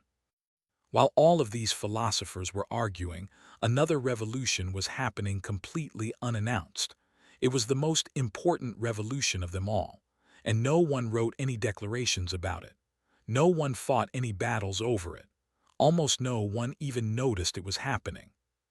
For 5,000 years, every single human being who had ever lived believed one thing as an absolute unarguable fact: the total amount of wealth in the world was fixed. If one person got richer, another person had to get poorer. The pie could never get bigger. The entire idea of economic growth was not just wrong, it was immoral. Sometime around 1680 that changed. People started to believe something that no one had ever believed before. They started to believe that you could create new wealth, that the pie could get bigger, that it was possible for everyone to get richer at the same time.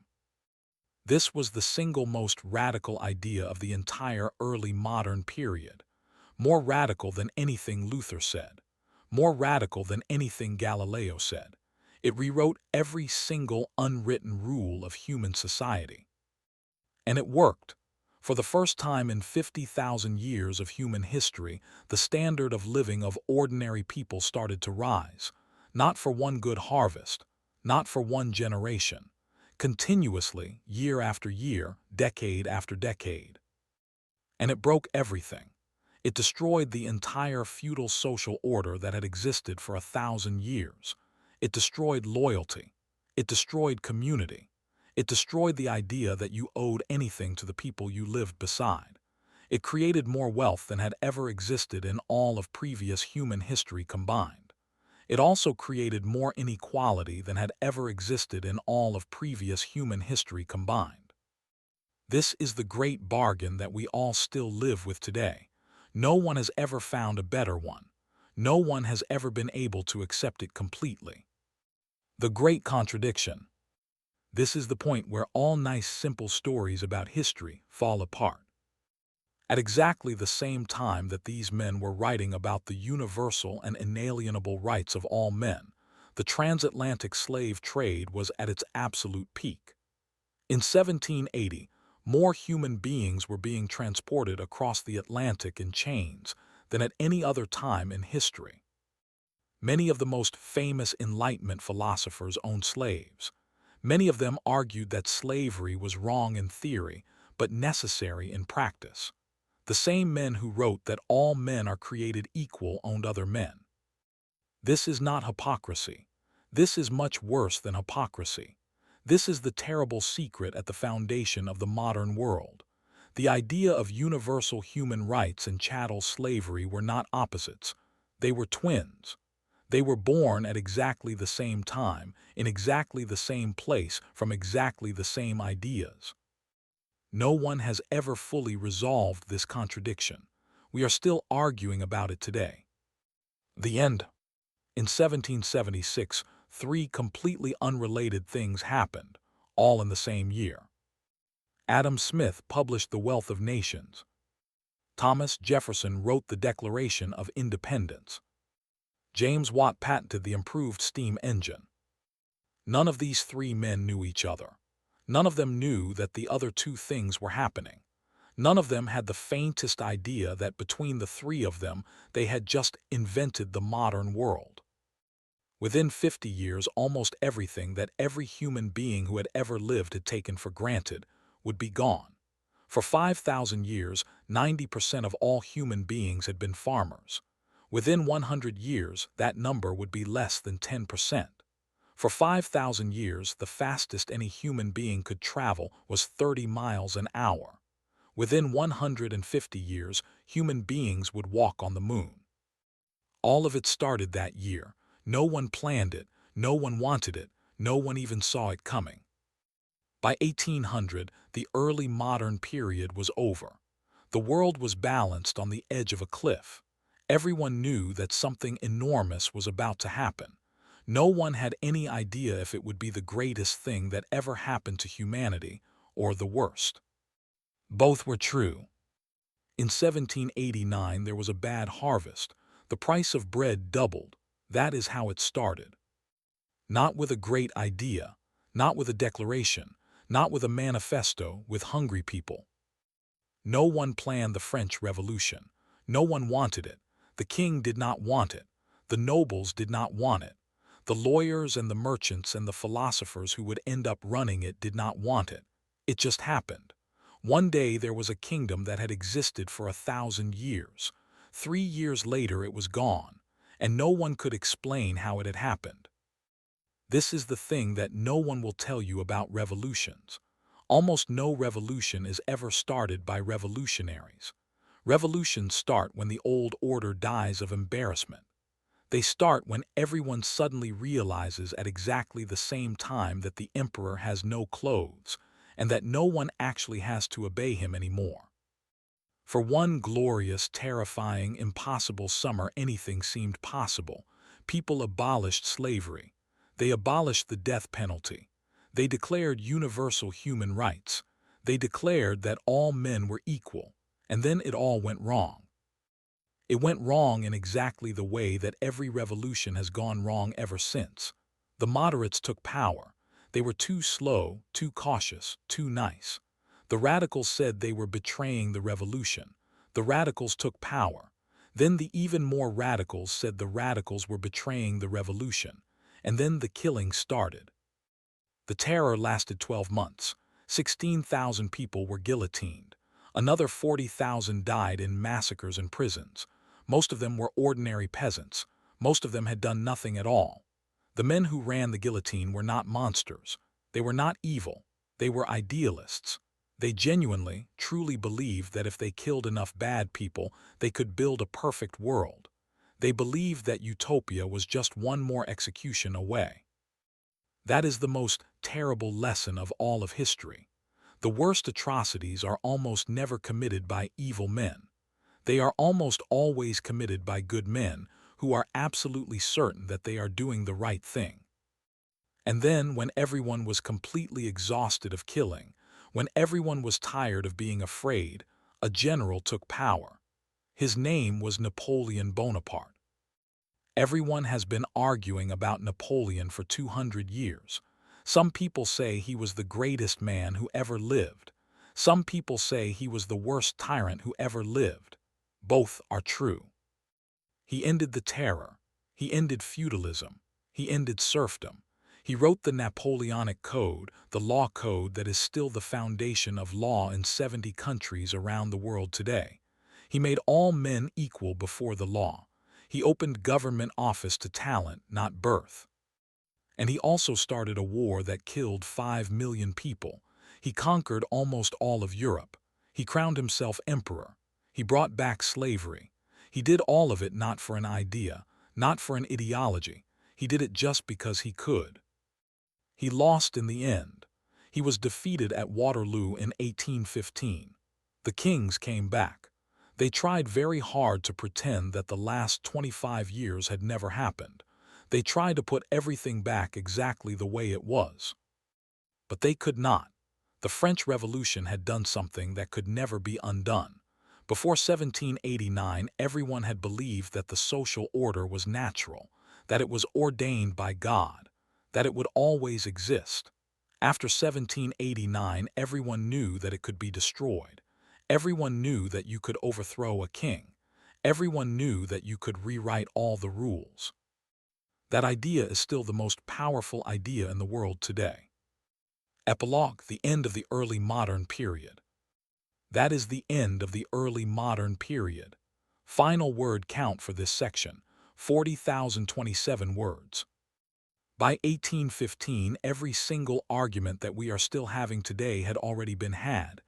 Every single political ideology that exists today had already been invented. Liberalism, conservatism, socialism, nationalism, capitalism, communism, all of them, all fully formed, all already arguing with each other. We have not invented a single new big political idea in 200 years.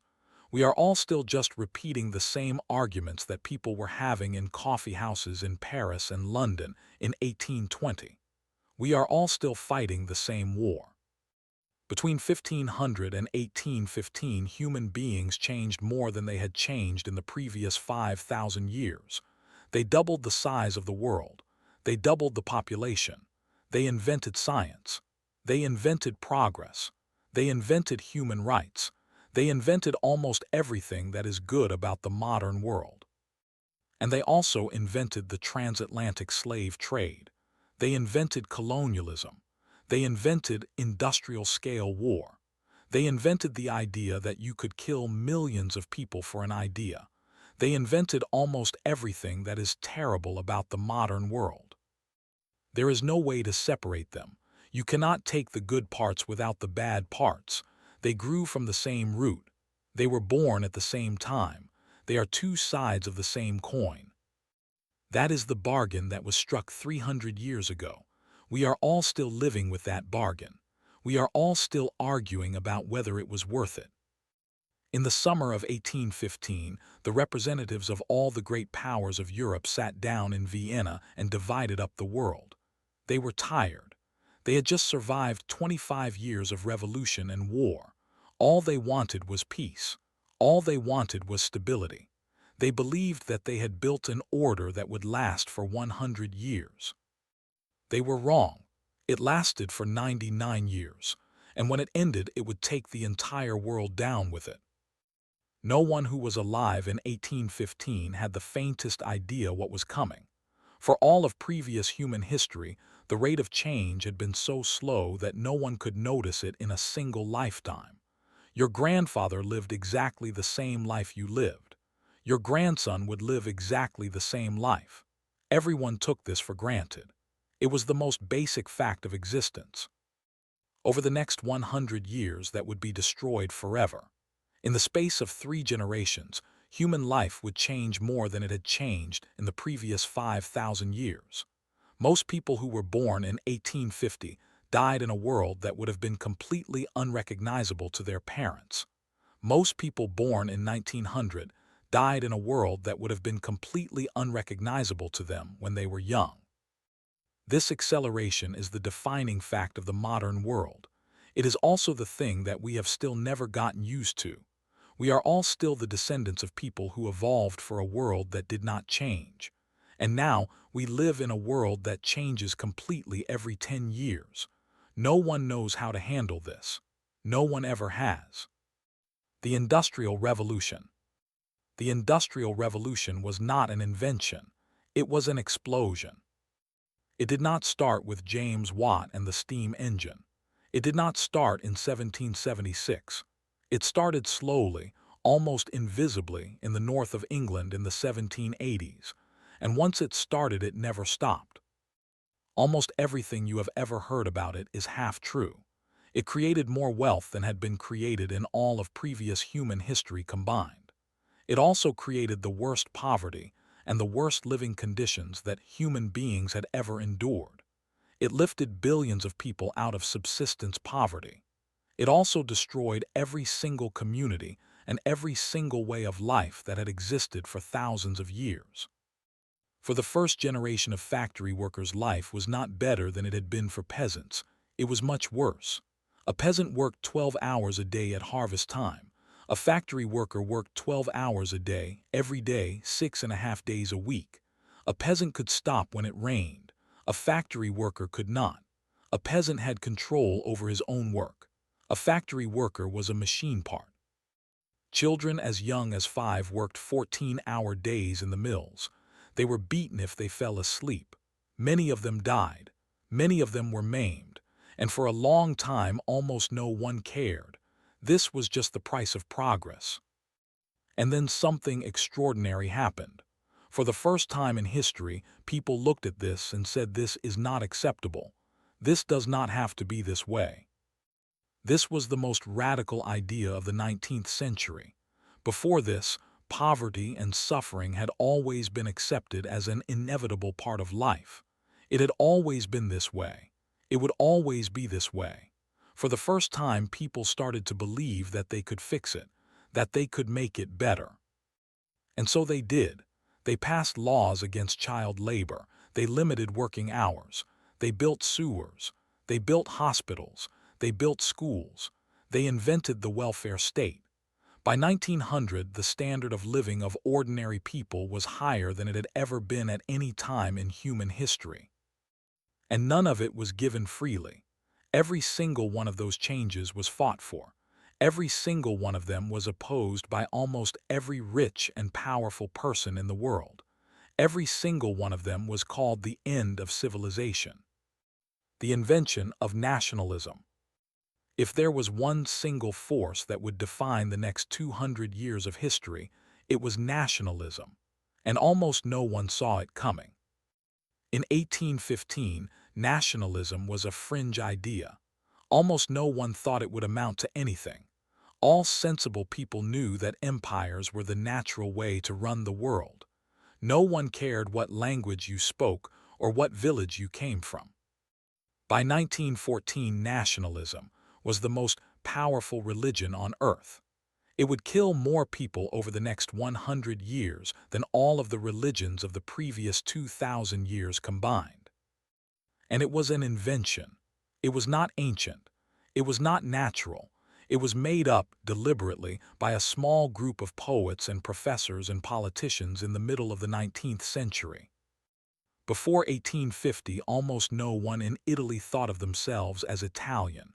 Before 1870, almost no one in Germany thought of themselves as German. They were from their village. They were from their region. They were subjects of their king. That was all. People did not wake up one day and discover that they had always been a nation. They were told that they had always been a nation. They were taught it in schools. They were told it in newspapers. They sang it in songs, and very quickly everyone believed it. This is the greatest magic trick in all of history. A group of men invented an identity out of nothing, and within one generation, hundreds of millions of people were willing to kill and die for it. The Age of Empire. Between 1850 and 1914, Europe conquered the world. In 1800, Europe controlled 35% of the land surface of the Earth. By 1914, they controlled 84%. There had been empires before. There had never been anything even remotely like this. For the first time in history, there was a single truly global civilization. And this was the greatest paradox of all. This was the age of abolitionism. This was the age of the first human rights movements. This was the age when people first started to argue that all human beings were equal. And it was also the age of the worst atrocities that humanity had ever committed. 10 million people died in the Congo Free State. 30 million people died in the famines in India. No one will ever know how many died in China, in Indonesia, in Africa. And almost all of it was done not by evil men, but by ordinary boring bureaucrats who thought they were doing the right thing, who thought they were bringing civilization to the savages. No one has ever fully explained this contradiction. How can the same people who abolished slavery also commit genocide? How can the same people who invented human rights also invent modern colonialism? It is not hypocrisy. It is much worse than that. It turns out that the same belief in progress that makes you want to end slavery also makes you believe that you have the right to rule the entire world for its own good. The Great Illusion. In 1910, a man named Norman Angell wrote a book called The Great Illusion. He proved, completely and irrefutably, that war was now impossible. All the countries of the world were so economically connected that war between any two great powers would be economic suicide for both. No rational government would ever start one. Everyone agreed with him. All the most intelligent, most educated, most respected people in the world agreed with him. It was obvious. Progress had made war obsolete. Humanity had outgrown violence. The world was on the edge of an eternal golden age of peace and prosperity. 4 years later, the First World War started. The First World War started by accident. That is the single most important fact about it. No one wanted it. No one planned it. No one had any idea what it would become. All of the kings and generals and politicians made a series of tiny, stupid, individually reasonable mistakes. Each one took one tiny step forward to avoid war, and then suddenly the whole world was on fire. It was not started by evil men. It was not started by greedy men. It was started by mediocre men. Men who were all trying their best. Men who all went to bed on the 28th of July 1914, absolutely certain that they would avoid a general European war. And then it went on for 4 years. For 4 years, the most advanced, most educated, most civilized nations on earth threw their young men into the meat grinder. 10 million men died. 20 million were maimed. An entire generation was destroyed. And for what? 100 years later, no one can even explain what the war was about. No one remembers. No one cares. All of the optimism, all of the faith in progress, all of the quiet confidence that humanity was slowly getting better, died on the banks of the Somme. Before 1914, people believed that the future would be better than the past. After 1914, everyone knew that humanity was capable of anything, any horror, any stupidity, any madness. Nothing would ever be innocent again. When the war ended, the victors gathered at Versailles. They had the entire world in their hands. They had the chance to build a better world, and they blew it completely. They were angry. They were bitter. They wanted revenge. They wanted to punish Germany so badly that it would never be able to stand up again. They created a world that was guaranteed to explode. And then everything broke. In 1929, the Wall Street crash happened. The entire global economy collapsed. 30 million people were unemployed. All across the world, people lost faith in democracy. They lost faith in liberalism. They lost faith in capitalism. They lost faith in every single idea that had been built over the previous 300 years. And so they turned to the new gods: fascism in Italy, Nazism in Germany, communism in Russia. All of them promised that they would end the pain. All of them promised order. All of them promised purpose. All of them promised that they would make the world make sense again. Almost everyone welcomed them at first. Almost all of the most intelligent, most educated, most respected people in the world supported one or another of them. It was only later that everyone found out what they had signed up for. This is the other terrible lesson of the 20th century. When people are scared enough and hungry enough and humiliated enough, they will give absolute power to anyone who promises to make the bad feelings stop. It has happened before. It will happen again. The Second World War killed 50 million people. It is the last story that almost everyone still agrees on. It is the last time we can tell ourselves that there was good and evil, and that good won. But there is a terrible quiet truth at the heart of it that almost no one talks about. For almost all of the war, almost everyone thought the Nazis were going to win. In 1942, almost every neutral government in the world was quietly making plans to live in a world ruled by Hitler. If a tiny number of battles had gone the other way, they would have been right. And today, we would all be telling a very different story. And even when the Allies won, it was not a victory for goodness. It was a victory for scale. It was a victory for production. The side that could build more tanks, more planes, more bombs won. And at the very end, they invented the atomic bomb. In July 1945, a small group of physicists in New Mexico exploded a device. Before the test, they had calculated that there was a roughly 1 in 1,000 chance that it would ignite the entire atmosphere and kill every single human being on Earth. They did it anyway. They decided that the risk was worth it. That is the moment that the human species crossed a threshold from which there is no return. Before that day, we could destroy civilizations. After that day, we could destroy the entire world. No one had asked for this. No one had voted for this. A small group of men had just decided that the entire future of humanity was their responsibility, and they pushed the button. When the smoke cleared, 50 million people were dead. Half of Europe was in ruins. All of the old empires were gone. The British Empire, the French Empire, the German Empire, the Japanese Empire, all of them had vanished forever. In their place, there were only two superpowers, the United States and the Soviet Union. And everyone waited for the next war.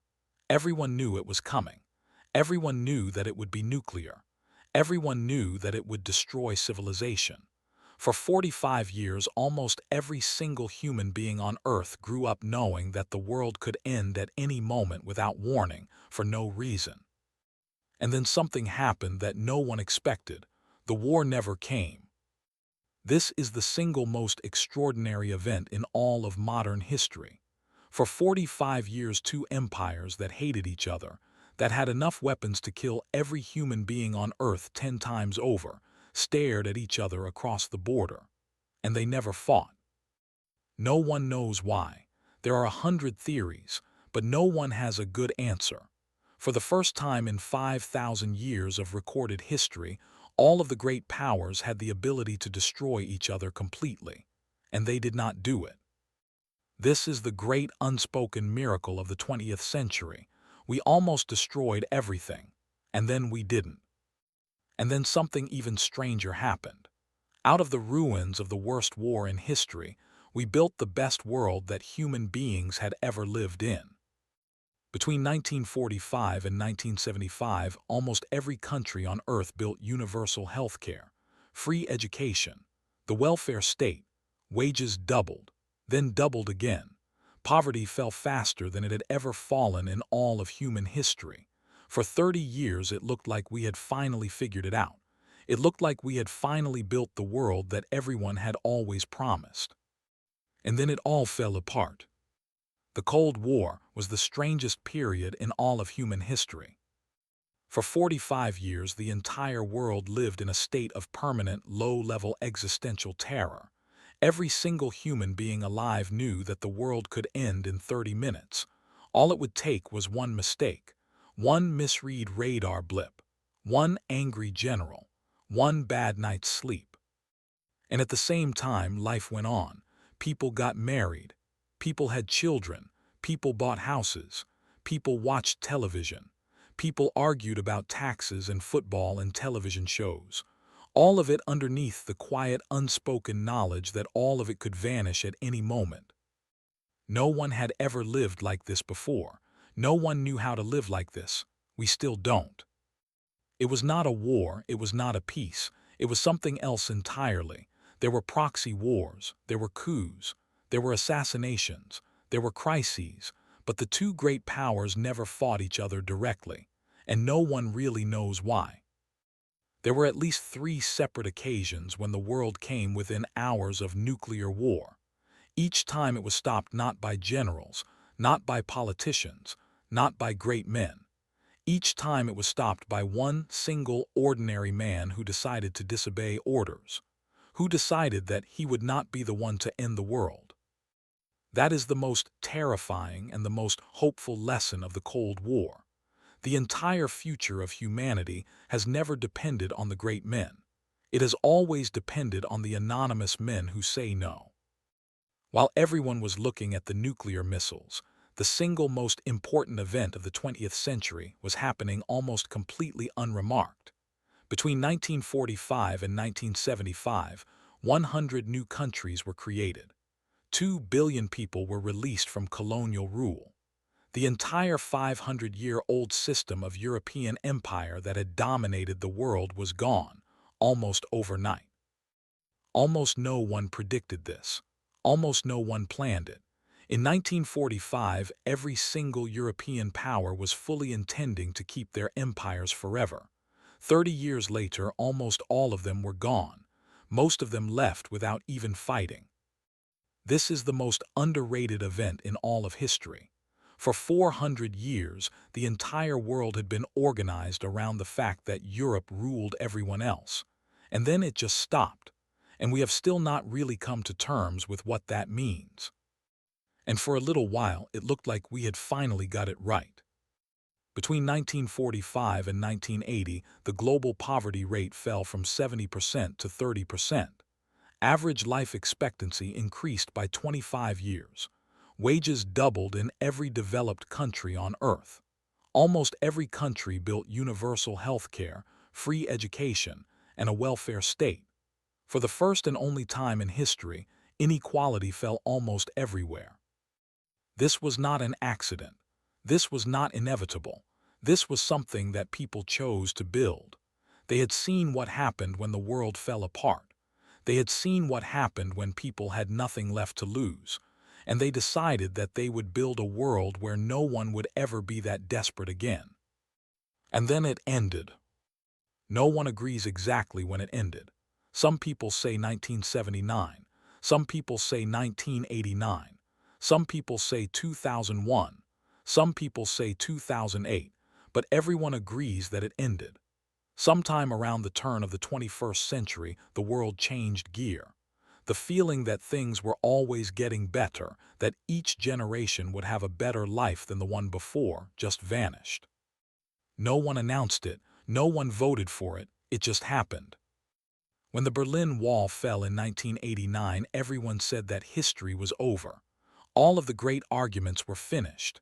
Liberal democracy and capitalism had won. There would be no more great wars, No more great ideologies. The world would just slowly, peacefully get better forever. It was the most confident that humanity had ever been. It was also the most wrong. 35 years later, we live in a world that none of those people predicted. We have technology that would have seemed like magic to someone in 1989.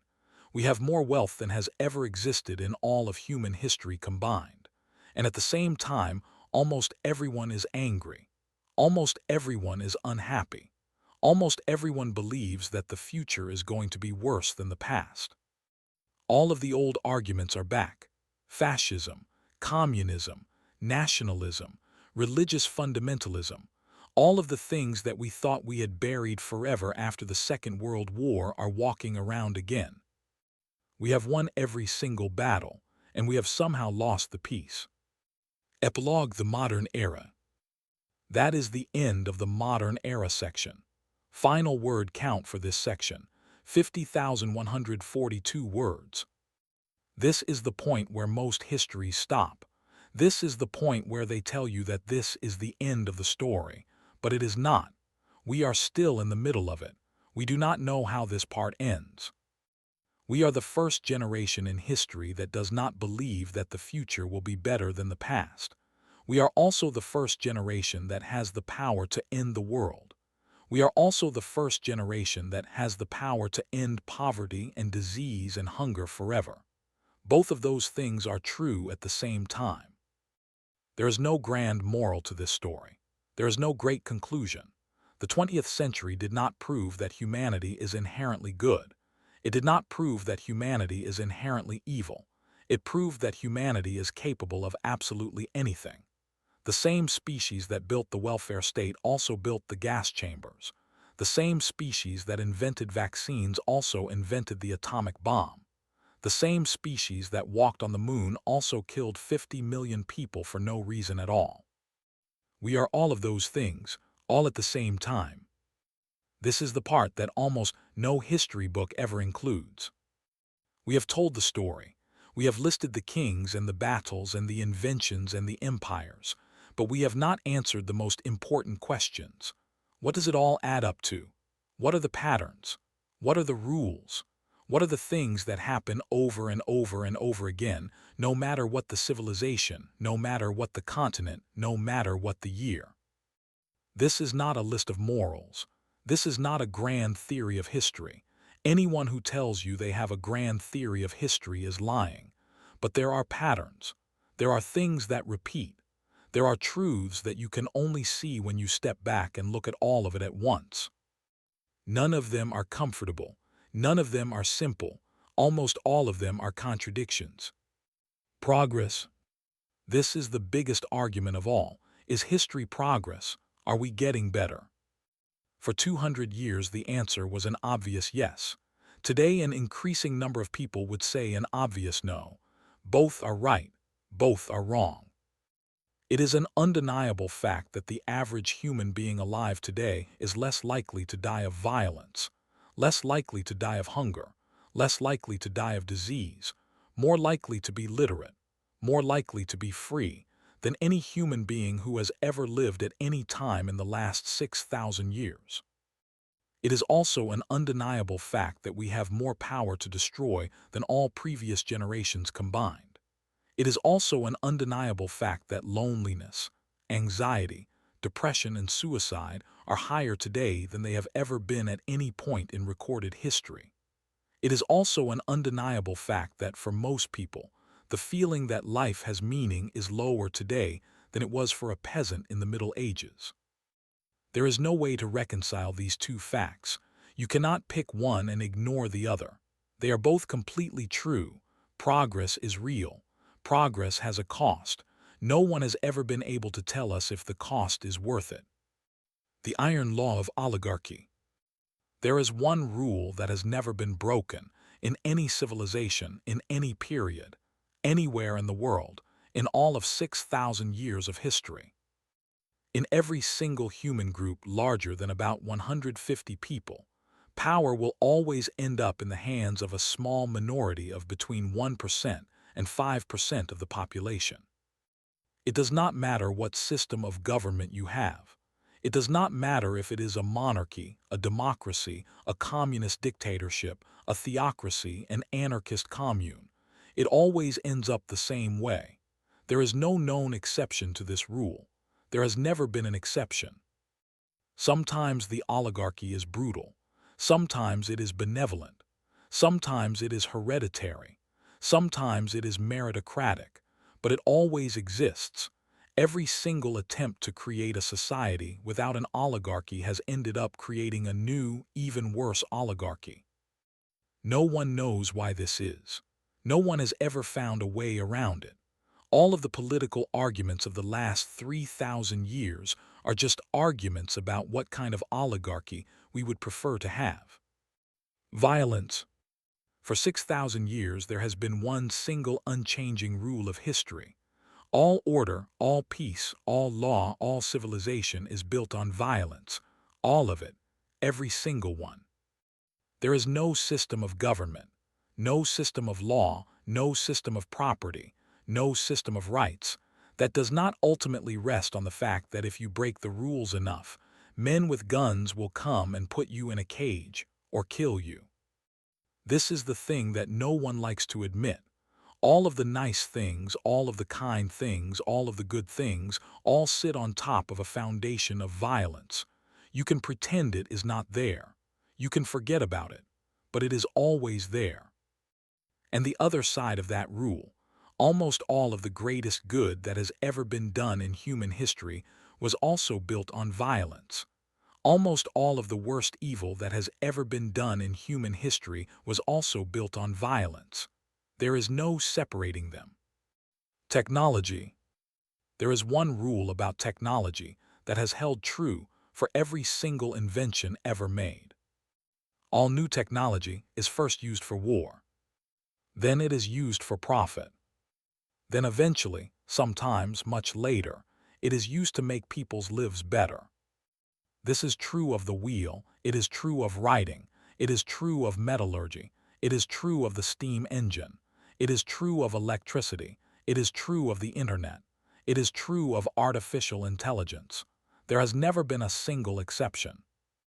No technology is ever good. No technology is ever evil. Technology is just power.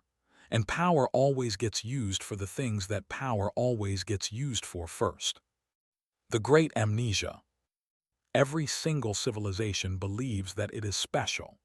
Every single civilization believes that it is different to all the ones that came before it. Every single civilization believes that it has learned the lessons of history. Every single civilization believes that it will last forever. Every single one of them was wrong. And almost every single civilization makes almost exactly the same mistakes in almost exactly the same order. They rise, they become rich, they become confident, they become arrogant, they forget how they got there, they decay, they fall, and the next one comes along and does exactly the same thing. And every single time they say, this time it will be different. Accidents. Almost none of the most important events in history happened on purpose. Civilization was an accident, writing was an accident, the discovery of America was an accident, the Industrial Revolution was an accident. The end of the Cold War was an accident. Almost all of the great turning points were not planned by great men. They were mistakes. They were coincidences. They were things that no one wanted, that no one predicted, that no one could have stopped. Great men do not make history. History makes great men. Most of the famous men of history were just the people who happened to be standing in the right place when the wave broke. Historiography.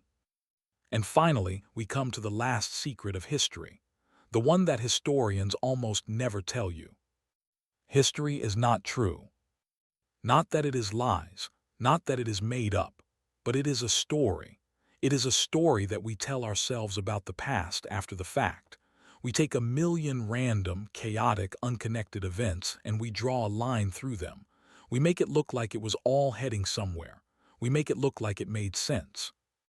It did not make sense. It never made sense. At the time, no one knew what was happening. No one knew they were living in the Middle Ages. No one knew they were living in the Renaissance. No one knew that the battle they were fighting would be the turning point of an empire. Everyone was just muddling through. Everyone was just trying to get through the day. All of the patterns, all of the narratives, all of the great arcs of history are things that we added later. They are stories we tell to make the chaos mean something. This does not mean that history is useless. It means exactly the opposite. The fact that it is a story is what makes it powerful. The fact that we can look back and see patterns, even if they were not there at the time, is what allows us to learn. History does not repeat, but it rhymes, and if you listen very carefully, you can hear the rhyme. Final epilogue. This is the end. 6,000 years ago, a group of people made a very strange choice. They chose to build something larger than themselves. They chose to build civilization. It was not inevitable. It was not necessary. It was just a choice. And for 6,000 years, we have been living with the consequences of that choice. It has given us everything. It has taken everything. It has made us gods. It has made us monsters. We are still the same animal that we were 10,000 years ago. We have the same brains. We have the same instincts. We have the same fears. We have the same desires. We just live inside a giant machine that we built, that none of us fully understand, that no one designed, that no one is in control of. And now we stand at the edge. For the first time in history, we have the power to destroy everything. For the first time in history, we have the power to build a world better than anything anyone ever dreamed of. Both of those things are true. Both are possible. No one knows how this story ends. No one can tell you. All we know is that the conversation that started 6,000 years ago on the banks of the Tigris River is still going, and we all get to add our line to it. That is all history ever was. That is all it ever will be. A conversation.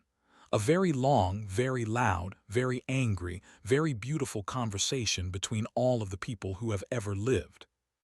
And it is your turn to speak.